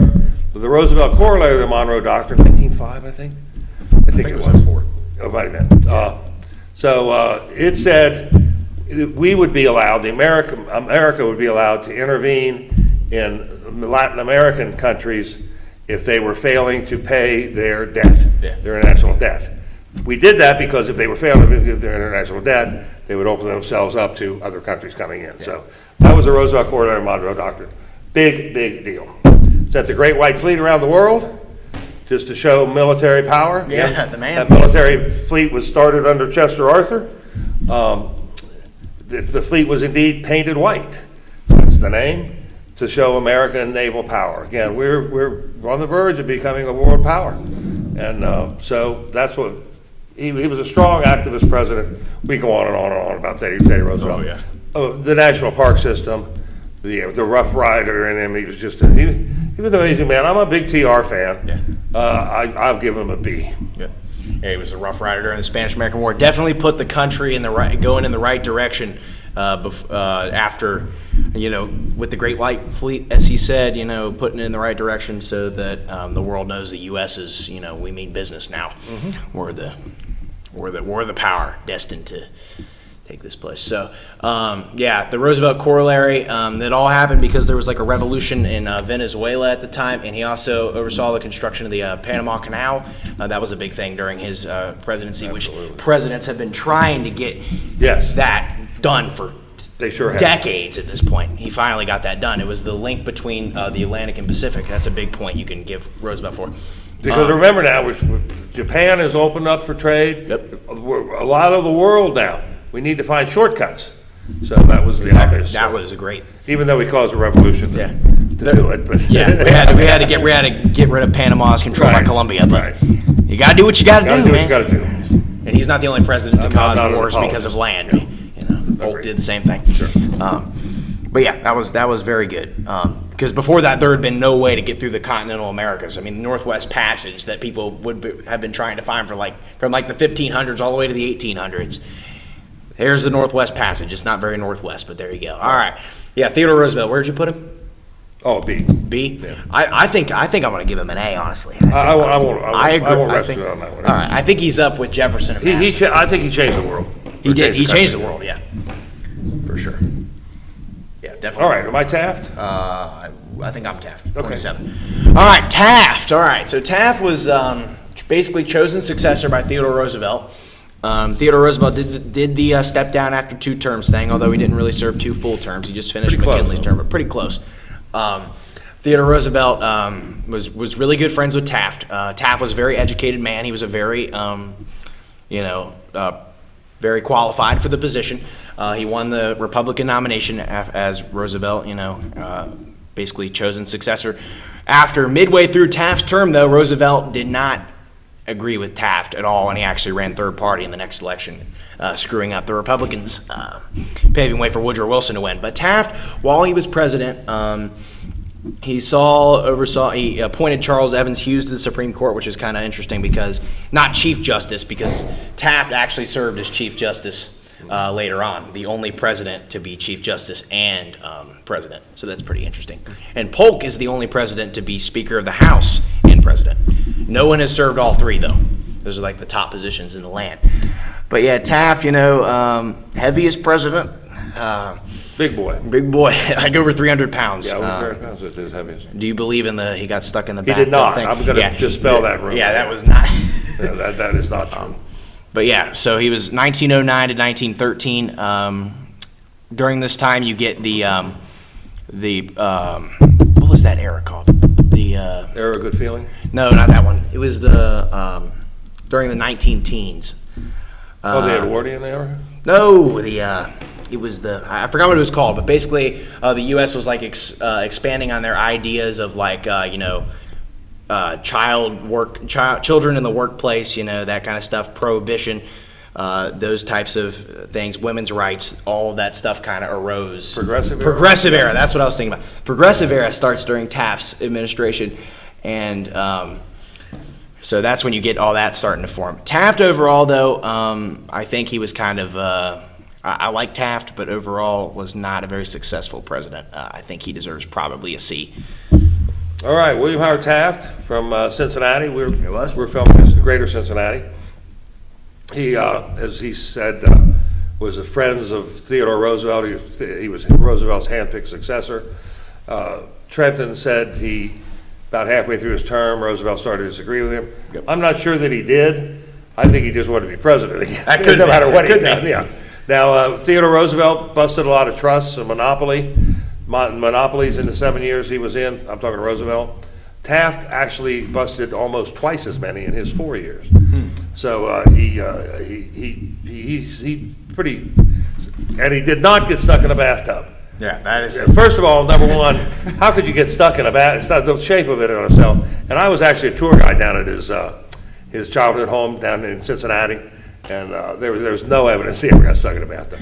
He was a big boy, had a special ask that question a lot. Right, yeah, he had a special bathtub installed. There's a famous picture of it. The people that installed it, there's 4 guys in the tub, but he didn't. Anyway, enough about that. That's silly. But get off on a tangent like that. But pretty effective, well liked, well loved. Yeah. Pretty effective. What did you say? I said C. Yeah, I'll give it a C. He didn't do much to stand out amongst the other presidents of that time. The last of the Republicans scream. Yeah, it would be tough to stand out when you followed Theodore Roosevelt. That's true. So yeah, I'll give him a C. He did. He's certainly not a D. C plus probably. Yeah, C plus. C plus. All right, you get Wilson. Woodrow Wilson. Woodrow Wilson's star has fallen. Yeah. In the last 50 years. Used to be considered by most historians near great. I am not a Woodrow Wilson fan. Woodrow Wilson was a vehement racist. Woodrow Wilson, his campaign slogan in 1916 was he kept us out of war. Well, he declared war, got us in the war 1 month after he was sworn in for his second term. Yeah. He almost lost the 1916 election to Charles Evans Hughes. He only won it by like 4,000 votes, the California electoral. But we could always say that. A win's a win. He did win, but he was not very popular. He was not a compromiser. He thought compromise was a moral sin. He was a well-educated man. He was the only president that had a PhD.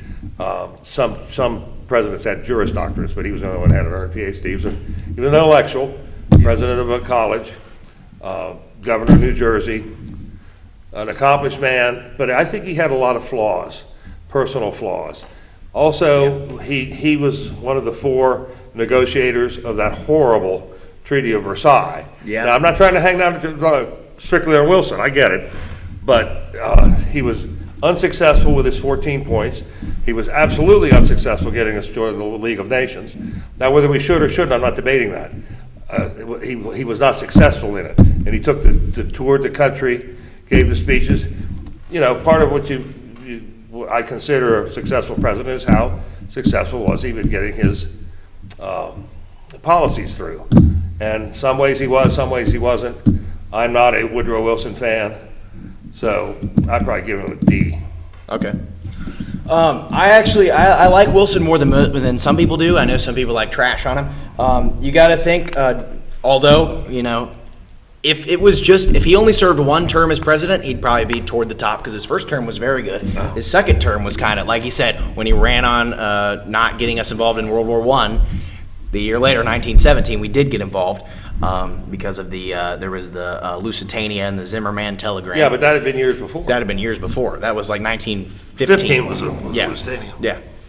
So the reasoning was kind of stupid. I don't think we should have got involved into World War I. So that was the one thing that he did that wasn't the greatest. He did, screen the Klan movie in the White House. That's another thing that people like to talk about. I don't know, it was a racist, but that's besides the point. 14 points were a failure. League of Nations was a failure. Although, while he was president, women did get the right to vote during his presidency. He wasn't too against that.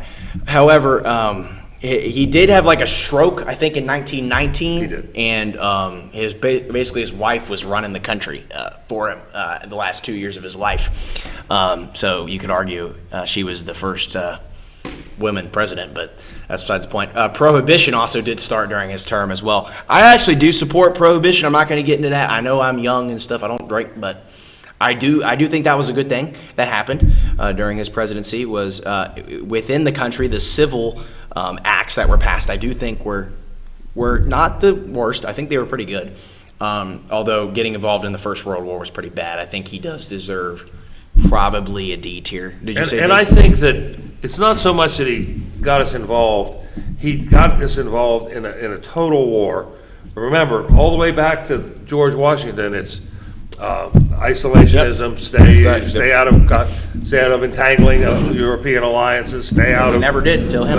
We did it until him, and he did it without preparing the country. Yeah. He tried the opposite. He's running around the country saying, he kept us out of war, he kept us out of war, and as soon as he could get us in the war, he got us in the war. And maybe we should have gotten in the war, maybe we shouldn't have. But when you're going to make a big decision like that, you have to prepare the nation for that. Yeah. And he did not do that. Another thing that was bad was there was a lot of sedition because people that would speak out against the war were put in prison at this time, which was not very good. Freedom of speech. I mean, I'm not a fan. I mean, there's some people who hate him worse than I did. I don't hate him. Yeah. But there's some people who still love the guy. Did you put him in D? I did. Okay, I agree with D. I don't think he's F. I know a lot of people would put him in F. He did good things, but some things he wasn't prepared for. This, I mean, World War I, probably it was the Great War, probably one of the worst wars the face of the earth had ever seen. Oh, no question. No question. Exactly. I mean, millions and millions, and don't forget the millions that died of the Spanish flu because it was spread because of the First Spanish World flu War. was also, was that during his presidency too? 1918, yeah? Yeah, that's right. Spanish flu. I'm not going to blame him for that. There was a lot of I'm just saying, crises going on during his presidency. It's hard to handle all that stuff, but his involvement with the war, although the passage of the 20th Amendment and the Prohibition, I do support those. So I do think he did good on that, which warns him away from a D. But I don't think I think he's worse than these guys up here. Yeah, these are like the mid presidents. I agree. I agree. There you go. All right, Warren Harding for smash. Warren Harding for smash. All right, so as you know, we did the video on his centennial of his death just a couple months ago. He died August 2nd, 1923. He did die in office, and he, we did the video on 100 years anniversary of his death on August 2nd, 2023. So I do love Warren Harding. I got like a soft spot for him for that. But looking on his presidency, he was at the time. I'm going to try to get away from all the scandals because people like to put that on him and say he's one of the worst presidents of all time. I don't think he's as bad as people say he is. Yes, I do have bias, but hear me out here. So, he was very popular at the time. He was the very first president elected. People claim because it was a rough race. It was two Ohio boys running for president. And if you don't know this, Franklin Roosevelt was actually running mate for the losing party, James Cox. But women had the right to vote then, and a lot of people say, oh, Harding just won because he was the better looking of the two. But anyway, Harding, so he was the first president to visit Alaska. He did a lot of tours while he was president, and he did front porch campaigning, as a lot of these guys did. He was a man of the people. He was very popular. There was no one out there that really did not like Harding. And I think he did a good job keeping the country happy. He didn't really do anything to make them upset, as with Wilson did, and he did a lot of controversial things. Harding just, he was only in there for like 2 years, but he did designate the Lincoln Memorial as well, which was a very cool thing in 1922. And, he did a lot to appease the people. I think he was very liked. I like him. I love Harding.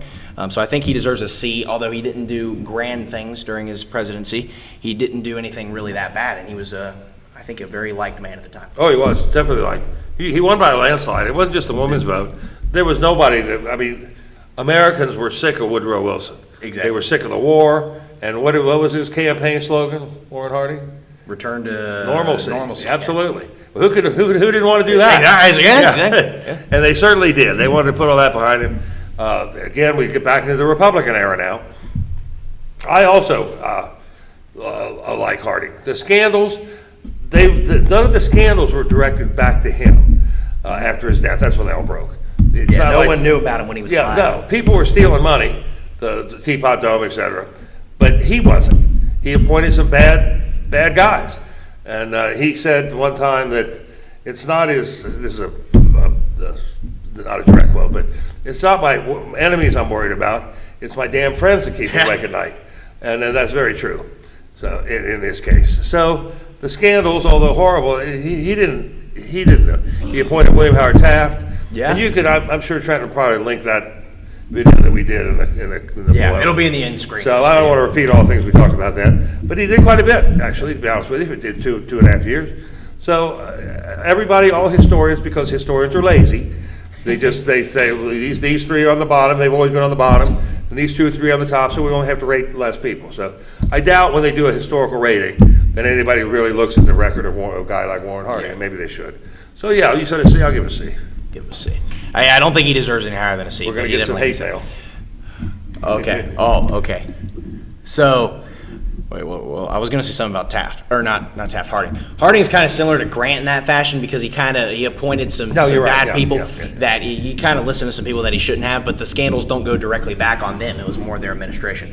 All right, Coolidge, you get Coolidge. Warren Harding, one other thing, Oh, he was buried, his tomb is the last of what they consider the great tombs. It's His tomb is visually grand. stunning. You know? He is my favorite tomb of any president, in my opinion, that I've visited so far. And he got Warren Harding for smash twice. He got it the first visit, and he got it on the centennial of his death, the minute after 100 years after he died in San Francisco. Warren G. Harding for smash. He got Warren G. Harding for smash. And because you've been at some recent presidents' graves that I have not been to. They're very simple, aren't they? Yeah, well, very. Yeah. So anyway, After Harding, just about everyone in this line, all of their graves are nothing real yeah, special. right, looking. right. Like, And some, like Calvin Coolidge, very plain, just a headstone kind of thing. Anyway, Calvin Coolidge, Silent Cal, was vice president when Warren Harding died in 1923, took his oath of office, was given to him by his father, who was a state official, they say. You know what he was? He was a notary public. Oh. So, yeah, not exactly a high-ranking state official. So anyway, when he got to Washington, they swore him in again because they didn't know if a state official had the authority. But anyway, That's funny. So much less, anyway. Not a real activist president, but I don't know that just because you're not an activist president doesn't mean that you didn't do what you're supposed to do. You don't have to be an activist president. Yeah. He was very fiscally conservative, very popular, ran for re-election, won in a landslide. Silent Cal, they called him, because he didn't toot his own horn a lot, but he presided over the Roaring '20s. Now, some people will fault him for maybe not keeping his eyes on the economy, maybe. Presidents usually have very little to do with the economy. You know, boom, bust. They can do a lot to damage the economy, but they usually can't do a lot to fix it. But so anyway, he chose not to run in 1928 and turned it over to his handpicked successor, the current Secretary of Commerce. Secretary of Commerce. Herbert Hoover. So I'm going to say he's a C. A lot of people, Ronald Reagan thought he was tremendous. That was his favorite president. I do agree with that for the most part, but yeah, the thing is that I was thinking about the Great Depression, which obviously happened in 1929. He left office in 1929. A lot of the economy was thriving during the 1920s. Oh, yeah. So if you take his presidency alone, I'm just thinking about how I want to view this here. If you take his presidency alone, it was really good during this time because, the Roaring '20s was no taking question. place. One of the greatest time in American history. It's just what he left afterwards, and that Hoover gets the blame for the Depression. I don't know if we can put it all on Hoover, but No, we cannot. Coolidge kind of left that to him, although Coolidge didn't really know what was going to happen. So I don't think he was a bad president for his time. He probably could have monitored the economy a little bit more, but I do think Coolidge... Keep cool with Coolidge. He kept it cool, and he wasn't very activist, like you said. That's something I never really thought about. It isn't very important to be an activist president, especially during the 1920s when the country was doing as well as it was. Why intervene? He was a fiscal conservative in every way. Yeah. And steered the country as best he could. I think he did. I'm not going to blame the Depression all on him, although he No, could. no, you can't. Obviously, he could have monitored the economy a little bit better. I do give him that, but think about the time. He had no idea what was going to happen. No, like he really did not. never seen it before. I don't think anybody was ready for that, to be honest with you. I do agree with C for Calvin Coolidge. I don't think he's anything above. I know people that would put him in B. I do too. C, Calvin Coolidge plus his first and last initial were both C, so he belongs in C tier. I agree. Makes sense to me. All right, Hoover. Who's up, me? All right, Herbert Hoover. Oh my gosh, okay. Hoover is one of those guys that gets a lot of hate that I don't think he deserves. Obviously, he'd previously been Secretary of Commerce, wins the election in 1928, takes office in March of 1929, and October, stock market crash happens. The Great Depression takes place during his presidency, or at least the early stages of it. It goes on way longer. It's been like probably about a 10-year thing, basically until World War II started. The Hoover Dam obviously happened. That was one of the pluses on his part. But you can't blame the stock market crash initially on Hoover, but you can judge how he handled it, and he tried. I agree that he tried, but the Depression was just such an unpredictable thing that happened, and Hoover, I don't think he definitely tried the best he could, but I think he didn't do the greatest things during the Depression, although his approval rating is not very good. I do think that he made some things happen to try to get it in the right direction, but overall, it was just such a bad time. Also ended Prohibition, like I said before, ended during his 1933. Actually, that might have been during Roosevelt. That was under Roosevelt. It was 33, but it was under. I got the dates mixed up. But that happened. Hoover, it's hard because the Hoover Dam was a plus, and he cared a lot about the impoverished Americans. He wanted to decrease the poverty rates in America, but that was hard to do during the Depression. But I think he probably belongs in probably a C for me. I know we have a lot of C's, but I don't think he's as bad as people think he is. I think he's got to be at least a C because he definitely did some good things. But what else could you have done during the Depression that most presidents couldn't have done? So, Herbert Clark Hoover. I'm a huge fan. Oh, really? Yes, I am. He was an orphan. I know I don't want to give it all background. It has another president. He was an orphan. He was a mining engineer, made millions of dollars as a mining engineer, went to China, very, very wealthy man. At the end of the First World War, he is put at head of food relief. Europe was starving. There are statues all over Europe, Belgium particularly, to Herbert Hoover. There's very few men in the history of the world who you can say, that guy saved millions of lives. And Herbert Hoover's one of those guys. Now, again, it wasn't during his presidency, but that certainly deserves goes to show his character. Right, and also he did the same thing after the Second World War. Harry Truman called on him. Oh, he lived 90 years. Yeah, he did, 1964, October 64. But anyway, let's talk about his presidency. As you said, he becomes president after Calvin Coolidge leaves office in March 4th. Market crashes at the end of October, same year. October 29th. And he does some damage control. He's actually a very conservative man, but he does a lot of the things that Roosevelt did later. And I always thought, and a lot of economists agree with me, maybe not a majority, is we should have just left it alone and it would have ended much quicker, the Depression I'm talking about. Yeah. Every time the government tries to fix things, they sometimes don't work. Yeah. And I'll give you an example. After 7 years of Roosevelt's New Deal, 1940, the inflation or the unemployment rate was still 15%. Now, I'm not knocking, we'll talk about Roosevelt later. Yeah. But anyway, Herbert Hoover, not the greatest politician. Yeah. And I'll tell you why, is the bonus marchers. The Congress agreed to pay a bonus. Harding vetoed it and Coolidge vetoed it, but it was eventually passed into law that they were going to pay a bonus to World War I veterans. I think it was $1 a day for every day they served, and I think if they served over, anyway, average about $5,000 or $500. Big money.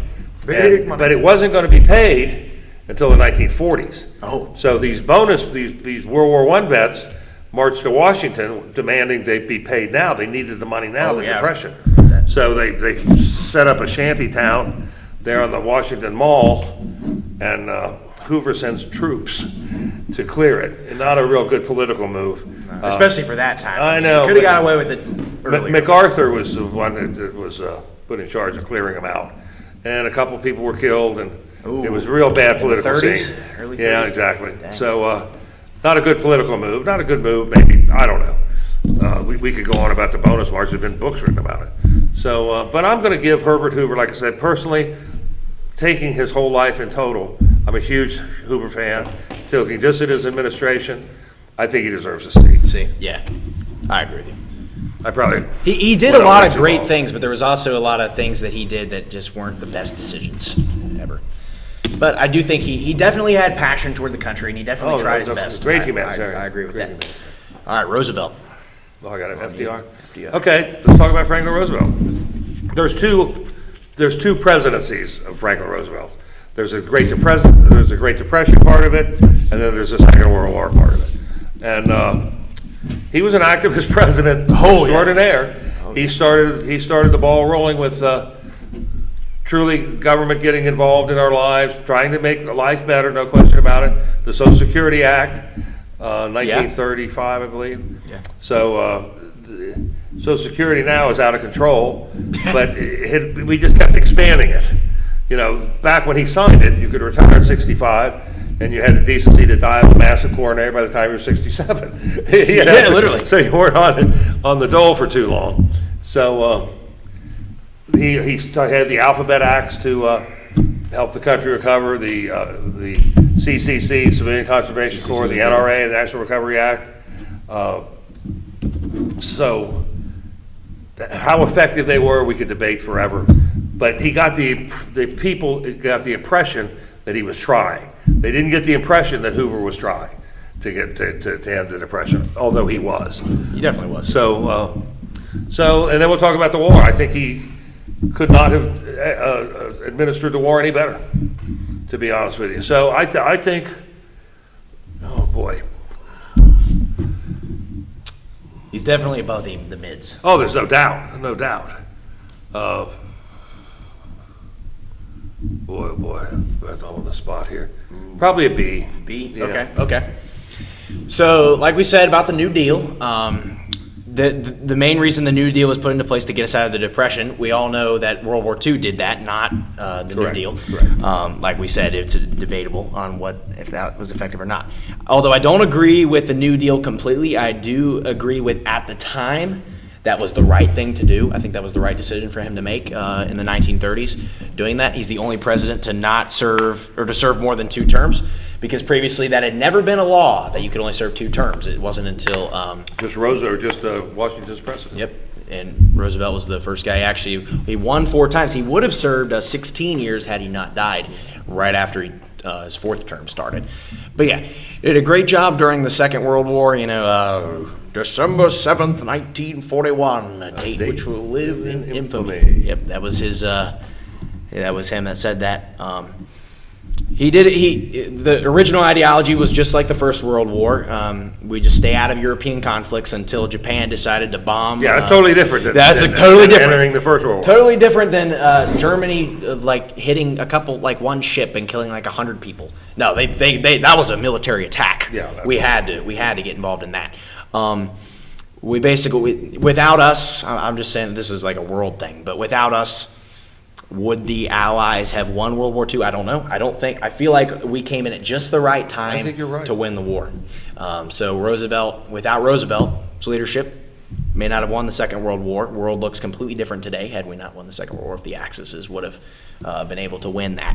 So I think did a great job, basically won the Second World War for us. Although Truman ended the war, Roosevelt was the guy who, War in Europe was over. War in Europe was over by that time.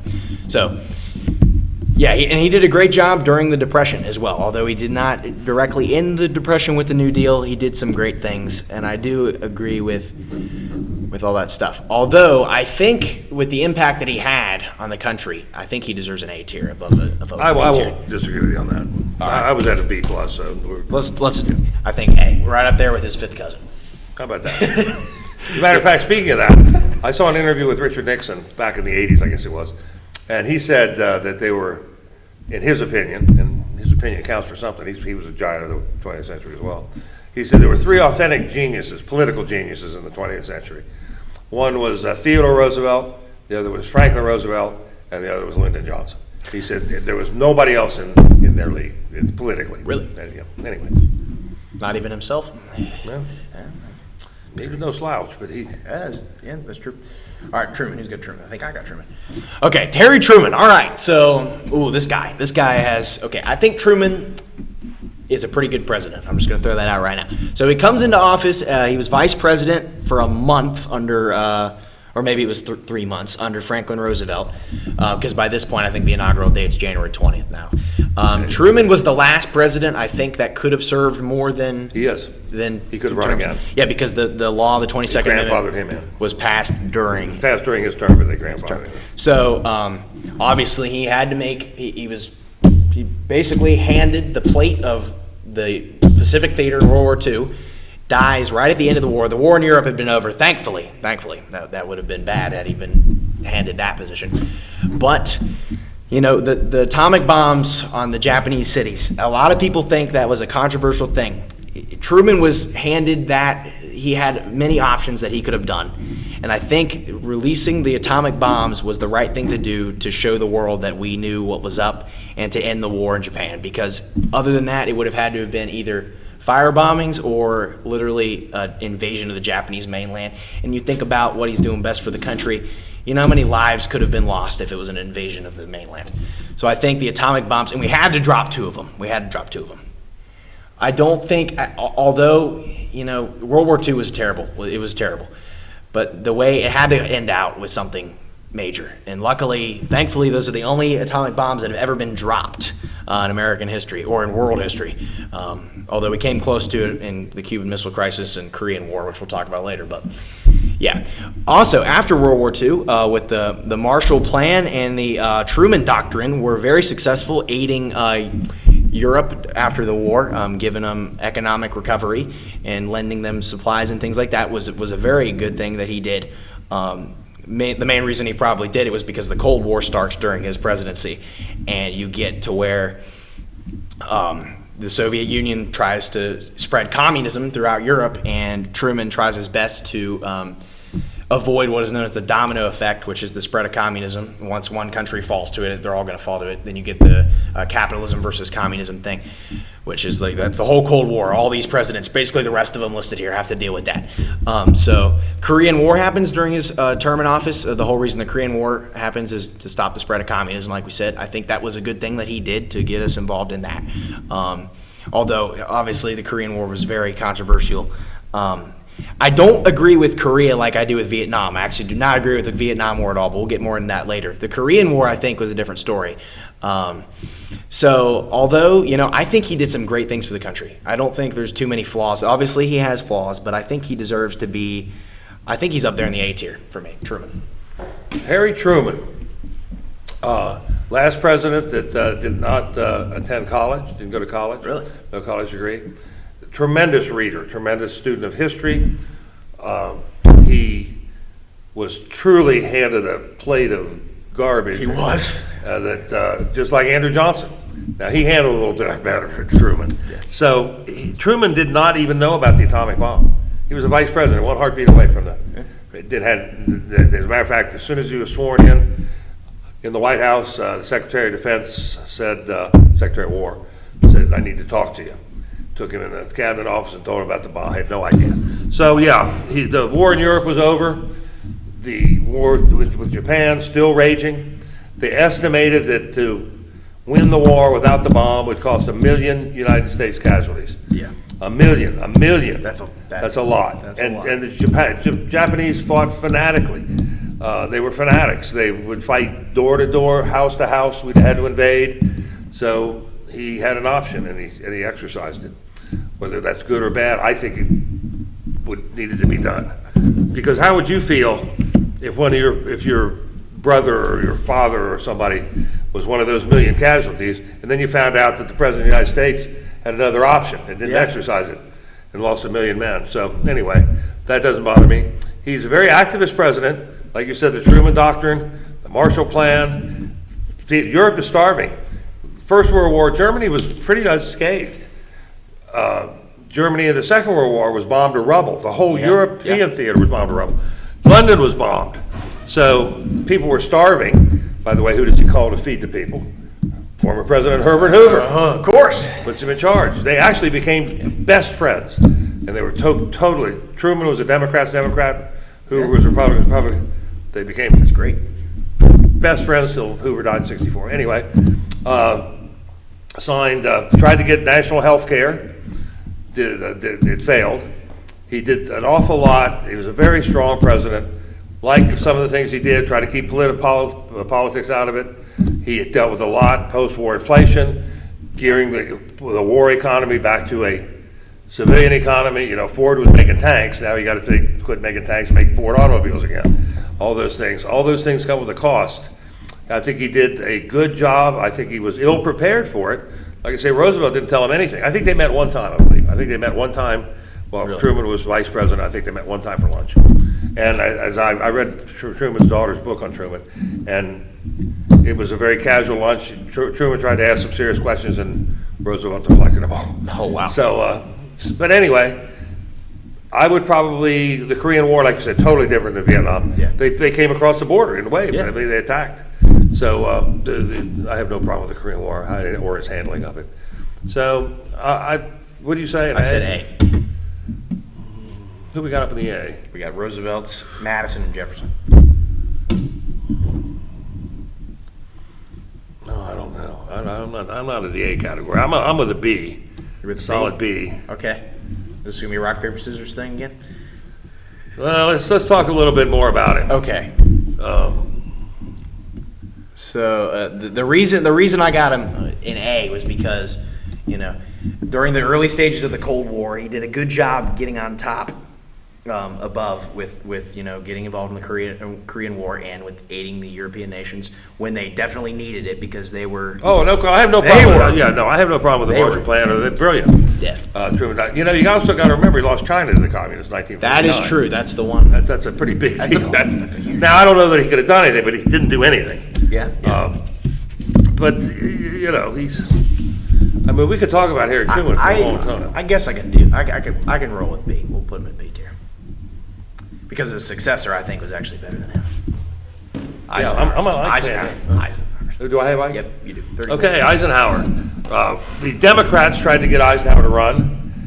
Eisenhower was a general. He was non-political. They didn't know if he was a Republican or a Democrat.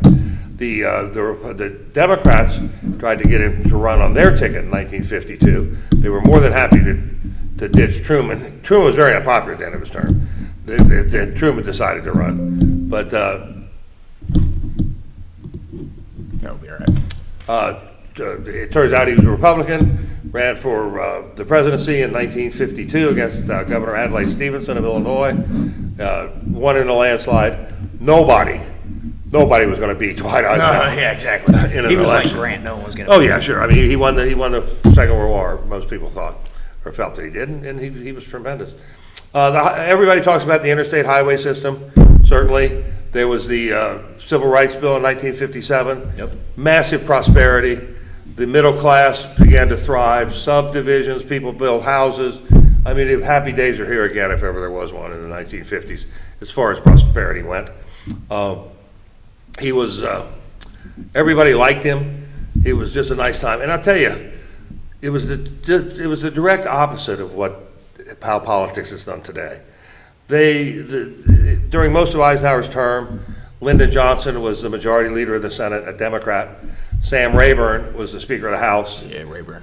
Very powerful Speaker of the House, Democrat in the Senate. And they used to, the three of them, Eisenhower, they used to have some bourbon in the Oval Office, and they would pass legislation. They would decide, they would compromise, they would give and take. And then Rayburn would go back to the House and tell his caucus how to vote, and Lyndon Johnson would go back to the Senate and tell his caucus how to vote, and that's how we got things done. NASA was developed or begun during the Eisenhower administration, 57, I think. So I'm an Eisenhower fan. He's a solid B. Yeah. And I could go on and on more. Well, I agree with all those points. like you said, NASA was huge. I mean, the fact that, the space race kind of started with this time. I mean, I think the Soviet satellite was launched. Sputnik was launched during his 57. term. Yep. Interstate Highway Act is revolutionary. Oh, yeah. I mean, that is crazy. You're a very popular guy. I like Ike as well. I think everything that he did well, you hit on. Actually, we got to start speeding this up a little because my computer's about to die. Okay. So I think we'll throw him in B as well. I think he deserves to be right there with those guys. Okay. Very cool. All right, next up is Kennedy. So Kennedy, like I just touched on, this guy was. Kennedy, I think, is a little bit overrated slightly because I think because of the assassination, people kind of give him a little bit more credit than he deserves. But he was a very good president. I mean, he was a hugely influential man. The speech that he gave at his inaugural address, or the speech that he gave saying that man will go to the moon by the end of this decade, that was extremely influential. Presidents giving out tasks and challenges for the Americans to do, instead of leaving it to the government, like, how about you guys do this, And the Cuban Missile Crisis, obviously, during 1962, the way that he handled that with the naval blockade was very good, because think about, if that would have gone shallow, there could have been nuclear war during the Cuban Missile Crisis, which a lot of people don't realize. That could have been the end of the world. He could have saved the world with that, if you think about it alternate history-wise. I agree. So, yeah, he did a very good job handling that, and although he did die the next year in 1963, I think he got a lot done in the amount of time that he did. He did a good job at keeping the country intact, and he did a great job keeping the world intact. So I do like Kennedy a lot. I think Kennedy deserves probably a B tier. Kennedy, as you said, short presidency, 3 years, very well loved at the time. My parents were vehement Republicans. They voted for Nixon in 60, but they had agreed they were going to vote for Kennedy in 64. Oh, really? But now we're getting to the point where he's alive during his presidency. These are presidency now that I'm starting to be able to. I remember when he was killed. I don't remember anything about the Kennedy presidency, but you're right, the rest I do. So Kennedy was very charismatic. Nobody could give a speech like Jack Kennedy. Had a beautiful wife, had a beautiful family. The Air Force One was designed, the paint scheme by Jackie that we still use today was beautiful. His limousine was beautiful, the convertible limousine, unfortunately, the one he was building. Camelot, all of that. The Bay of Pigs was a problem. Yeah. And his civil rights, he was a pro-civil rights guy, but it was hopelessly bogged down in the Congress. Lyndon Johnson got it passed, but because he was not the master politician that LBJ was. But yeah, I'll give him a B. All right. Just because.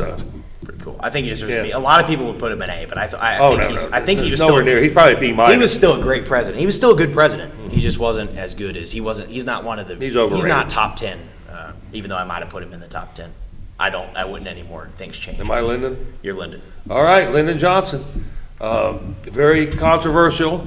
Yeah. But got a lot done. A lot of bills were popping through Congress. Yeah. He was a master politician. He'd been the majority leader of the Senate. Of course, became president in 1963 when he was vice president when Kennedy was murdered. He got the Civil Rights, Voting Rights Act passed, got the Civil Rights Act passed, the Fair Housing. There was a lot, even much smaller, probably 50 or 60 different bills that he got passed in his, more than any other president with the exception of Franklin Roosevelt that he got through. So it doesn't matter if you agree or disagree with his plea. I'm talking about how effective he was as president. And he got Medicare and Medicaid passed, big deal. Matter of fact, the first Medicare card went to Harry Truman, former President Truman, and the second one went to Bess Truman, his wife. They signed the bill out in Independence, Missouri, at the Truman Library. So very successful. Now there's a little thing called Vietnam. Yeah. That he got talked. There's a video on YouTube that has Lyndon Johnson talking to his mentor, Richard Russell, senator from Georgia. And he's talking to the senator, and he says, if I go in Vietnam, it's going to be hard to get out. I won't be able to get out. He says everything that happened, he predicts in 1964 when he's talking to Richard Russell. But he went in anyway. Oh, my gosh. So, but you have to look at the whole record. And who knows, if we hadn't fought in Vietnam, we might have had to fight somewhere else and 200,000 men. History does not allow you to just take one piece out and everything else is the same. So if you take that piece of Vietnam out, who knows what would have happened. Doubtful that it would just have saved 58,000 American lives and everything else would have been the same. That never happened. That's not the way history works. I'm going to give him a B. A B? Okay. Like we said about Vietnam, the thing that he did that I don't really agree with mostly was he did send troops there before Congress had like officially declared war on Vietnam. Actually, I don't even think there was a declaration of war on Vietnam at all. North Korea. So he just sent them there without it, just for intervention against the communists in Vietnam. I do agree, though, the Civil Rights Act is huge. The Medicare is huge. So I never thought about that. I originally had Johnson as a C, but now that you've kind of persuaded me, I think he probably does. A solid B. He does deserve a solid B. I think he might be even above Kennedy. Oh, I think he is. Oh, I definitely do. Definitely. I actually didn't really appreciate Johnson too much because I only looked at him through the Vietnam War, but now that you mention it, I think There's so much more to the guy's a there's tragic so much figure, more to the actually. story.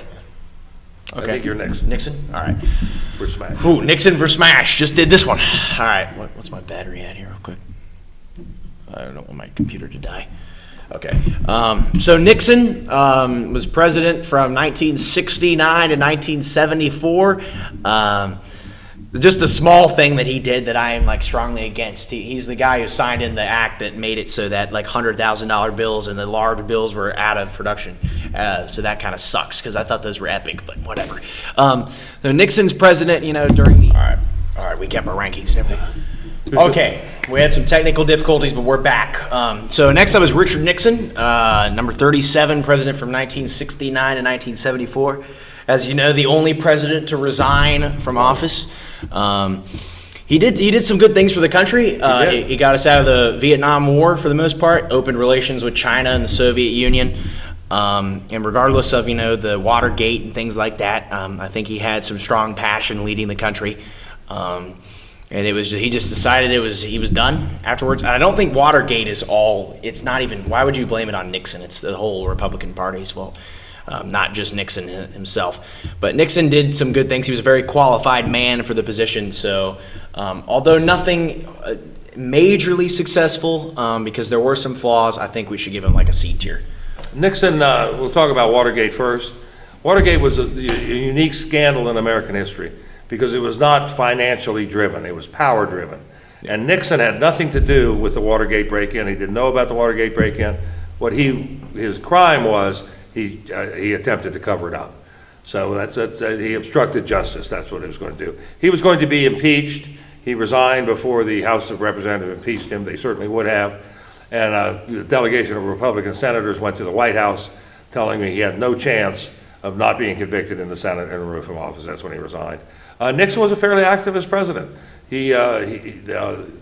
Lyndon Johnson's Great Society, he followed and funded a lot of it. So he was pro-civil rights. I thought he was a good president. What did you rate him, Frank? C. Let's go C. I'll go C. I could see you argue for B too, but I could too. We'll throw him in C. I think he's more on these levels. He could raise as time goes on because he hasn't been out of office that long. All right, you got Agreed. Ford. Gerald Ford.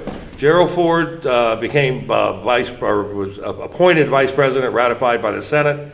The first time that was ever done. Actually, second time. Rockefeller was the first. No, I'm sorry. The other way around. I'm sorry. And Gerald Ford, his big accomplishment is he healed the nation. I remember when he pardoned Richard Nixon, everybody was against that pardon. The reporters tore him apart, and almost to the man, to the woman, when Gerald Ford died, everybody agreed that the pardon was correct. Let's go. We weren't going to persecute one man for the ill of the country. So he pardoned Nixon, healed the country. The country was going through a tremendous period of inflation and high interest rates, high unemployment, and it was all coming down. And he ran for re-election and lost. He was the first presidential election I voted for. I voted for Gerald Ford. Gerald Ford. Ran against Ford Dole. Jimmy Carter. Very nice. Yep. So where'd you put Ford?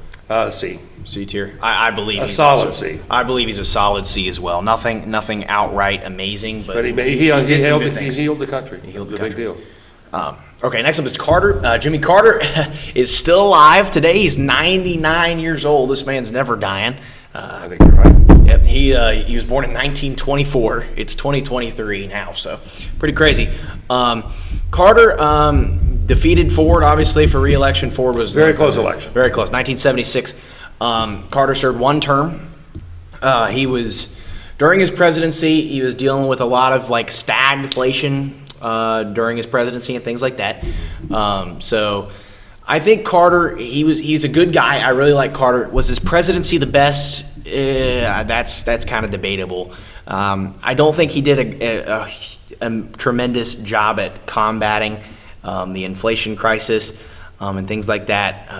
Otherwise, not a very strong president, sadly. Carter, if you're watching this, you're a great guy. What he's done after his presidency is amazing. I don't think he was the greatest president of all time. I think he was a pretty weak contender. So I think I would put him in D, personally. Carter's come up a little bit, in my opinion, in my personal opinion. He did a lot of things he didn't get credit for. Some of the things he did, Ronald Reagan got credit for. Yeah. He was a big deregulation person. Deregulated the airlines. That was a big deal. And usually Democrats aren't looked at people who cut regulations, but he deregulated. And of course the Camp David Accords. That's a big deal. Peace in the Middle East, or a step towards peace. That's a big deal. And he negotiated that personally. So I think he's between a D and a C. I'm going to say a C. And believe me, not too long ago I said it's a solid D. So, and he based our foreign policy on human rights, which is certainly a noble idea. Sometimes it's not very practical, but I think he's a solid C, to be honest. C? Yeah. Okay. We'll throw him in C. C for Carter. C for Carter. All right, Reagan, you're up. Okay, Ronald Reagan, love him or hate him. A lot of people love the guy. He got a lot of things through, kind of like the Eisenhower administration I talked about, where Lyndon Johnson, Sam Rayburn, and Dwight Eisenhower would sit over a bourbon in the Oval Office and legislate. He and the Speaker of the House, Reagan and the Speaker of the House, Tip O'Neill, were actually good friends. Tip O'Neill. They politically didn't agree on anything, but they got things done. Reagan had mostly a Democratic Congress. He had the Republican Senate for his first 2 years. And his big accomplishment, no question, is he and a handful of others, Margaret Thatcher and the Pope, ended the Cold War. And that's a big deal. So Reagan's a solid B for me. Okay, B. What do you think? I agree with that. I agree with all that stuff. Since we're on time purposes, I'm gonna put there. Okay. But obviously, leading us through the Cold War, obviously during his presidency, Hated communism. he was strongly against that, and he knew he was going to fight to end it, and he did a good job at that. He does. Cut taxes, trickle-down economics, Reaganomics they called it. Reaganomics, that's right. Anyway. Next up is Bush. I actually really like Bush Sr. I think he was a great president. I think he's probably going to go in the B tier for me as well. Although Reagan did effectively end the Cold War, I think Bush truly ended the Cold War because the Cold War actually ended under Bush. It ended under Bush. The Soviet Union collapsed during his presidency. We had the Persian Gulf War, which he started and ended. Brilliant. So that was a brilliant thing that he did. Chosen successor he was a vice president under Reagan. And what baffles me is everybody loved. I think everybody loved Bush. I wasn't alive, but I think everybody loved Bush. He was a great guy, and he lost re-election. After the Persian Gulf War, he was like 92% approval. Exactly. I think Bush did tremendous things for the country. Great politician. I love George H.W. Bush, so I'm going to give him a B. I do too. I like George Bush. Everybody seems to like George Bush, even if you disagree with him politically. Fine gentleman, World War II hero. Yep. Youngest Navy pilot, 19 years old, flying airplanes in the Pacific. They've actually got a video of him, just a little trivia.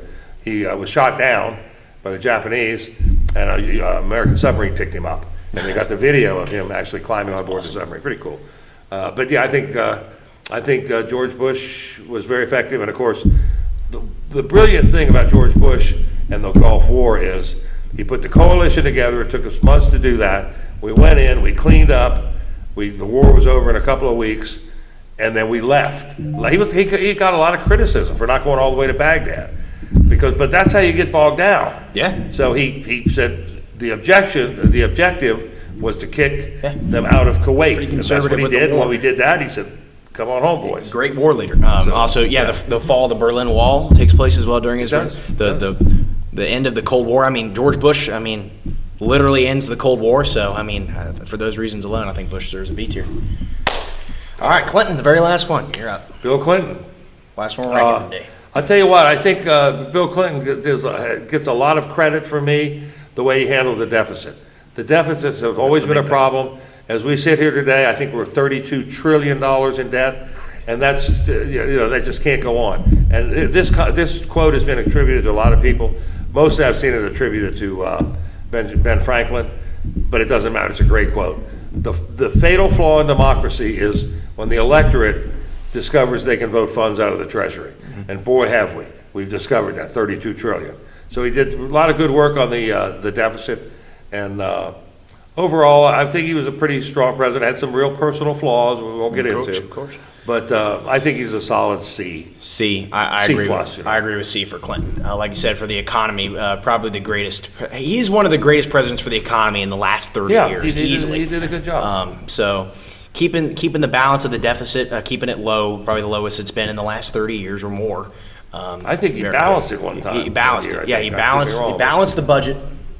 For those reasons alone, whatever you think about Clinton, I know it's kind of modern, but Clinton, for this country and the lasting impact that he had, I think was pretty positive, but not to Bush-Reagan levels. He tried to get health care through, universal health care, and failed, so that's a failure. I mean, it's good to have concepts, but he did push for it, not though. Successful. So, universal health care. There we go, and that's Clinton.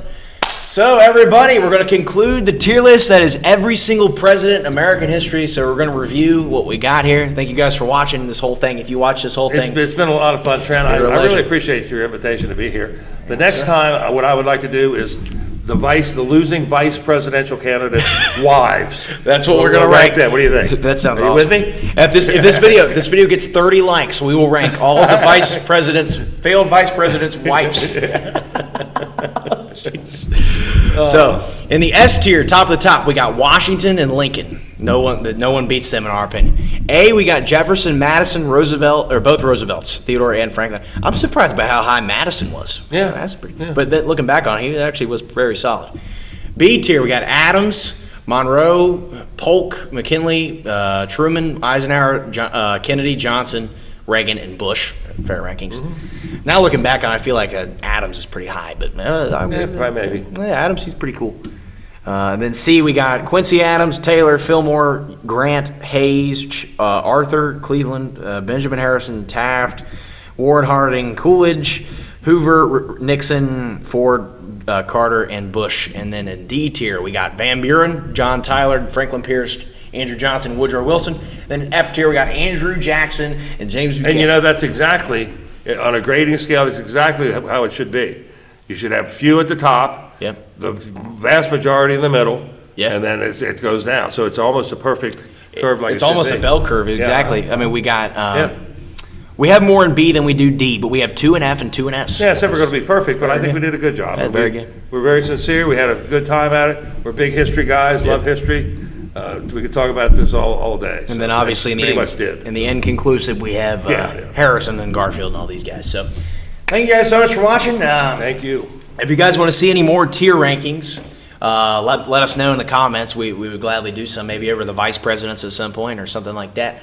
Or if you want to see me rank like some monarchs or something like that, because I've done those in the past, let me know. Let me know what you thought about the video. And thank you guys so much for 2,000 subscribers. And we'll see you guys next time. Goodbye. Wah!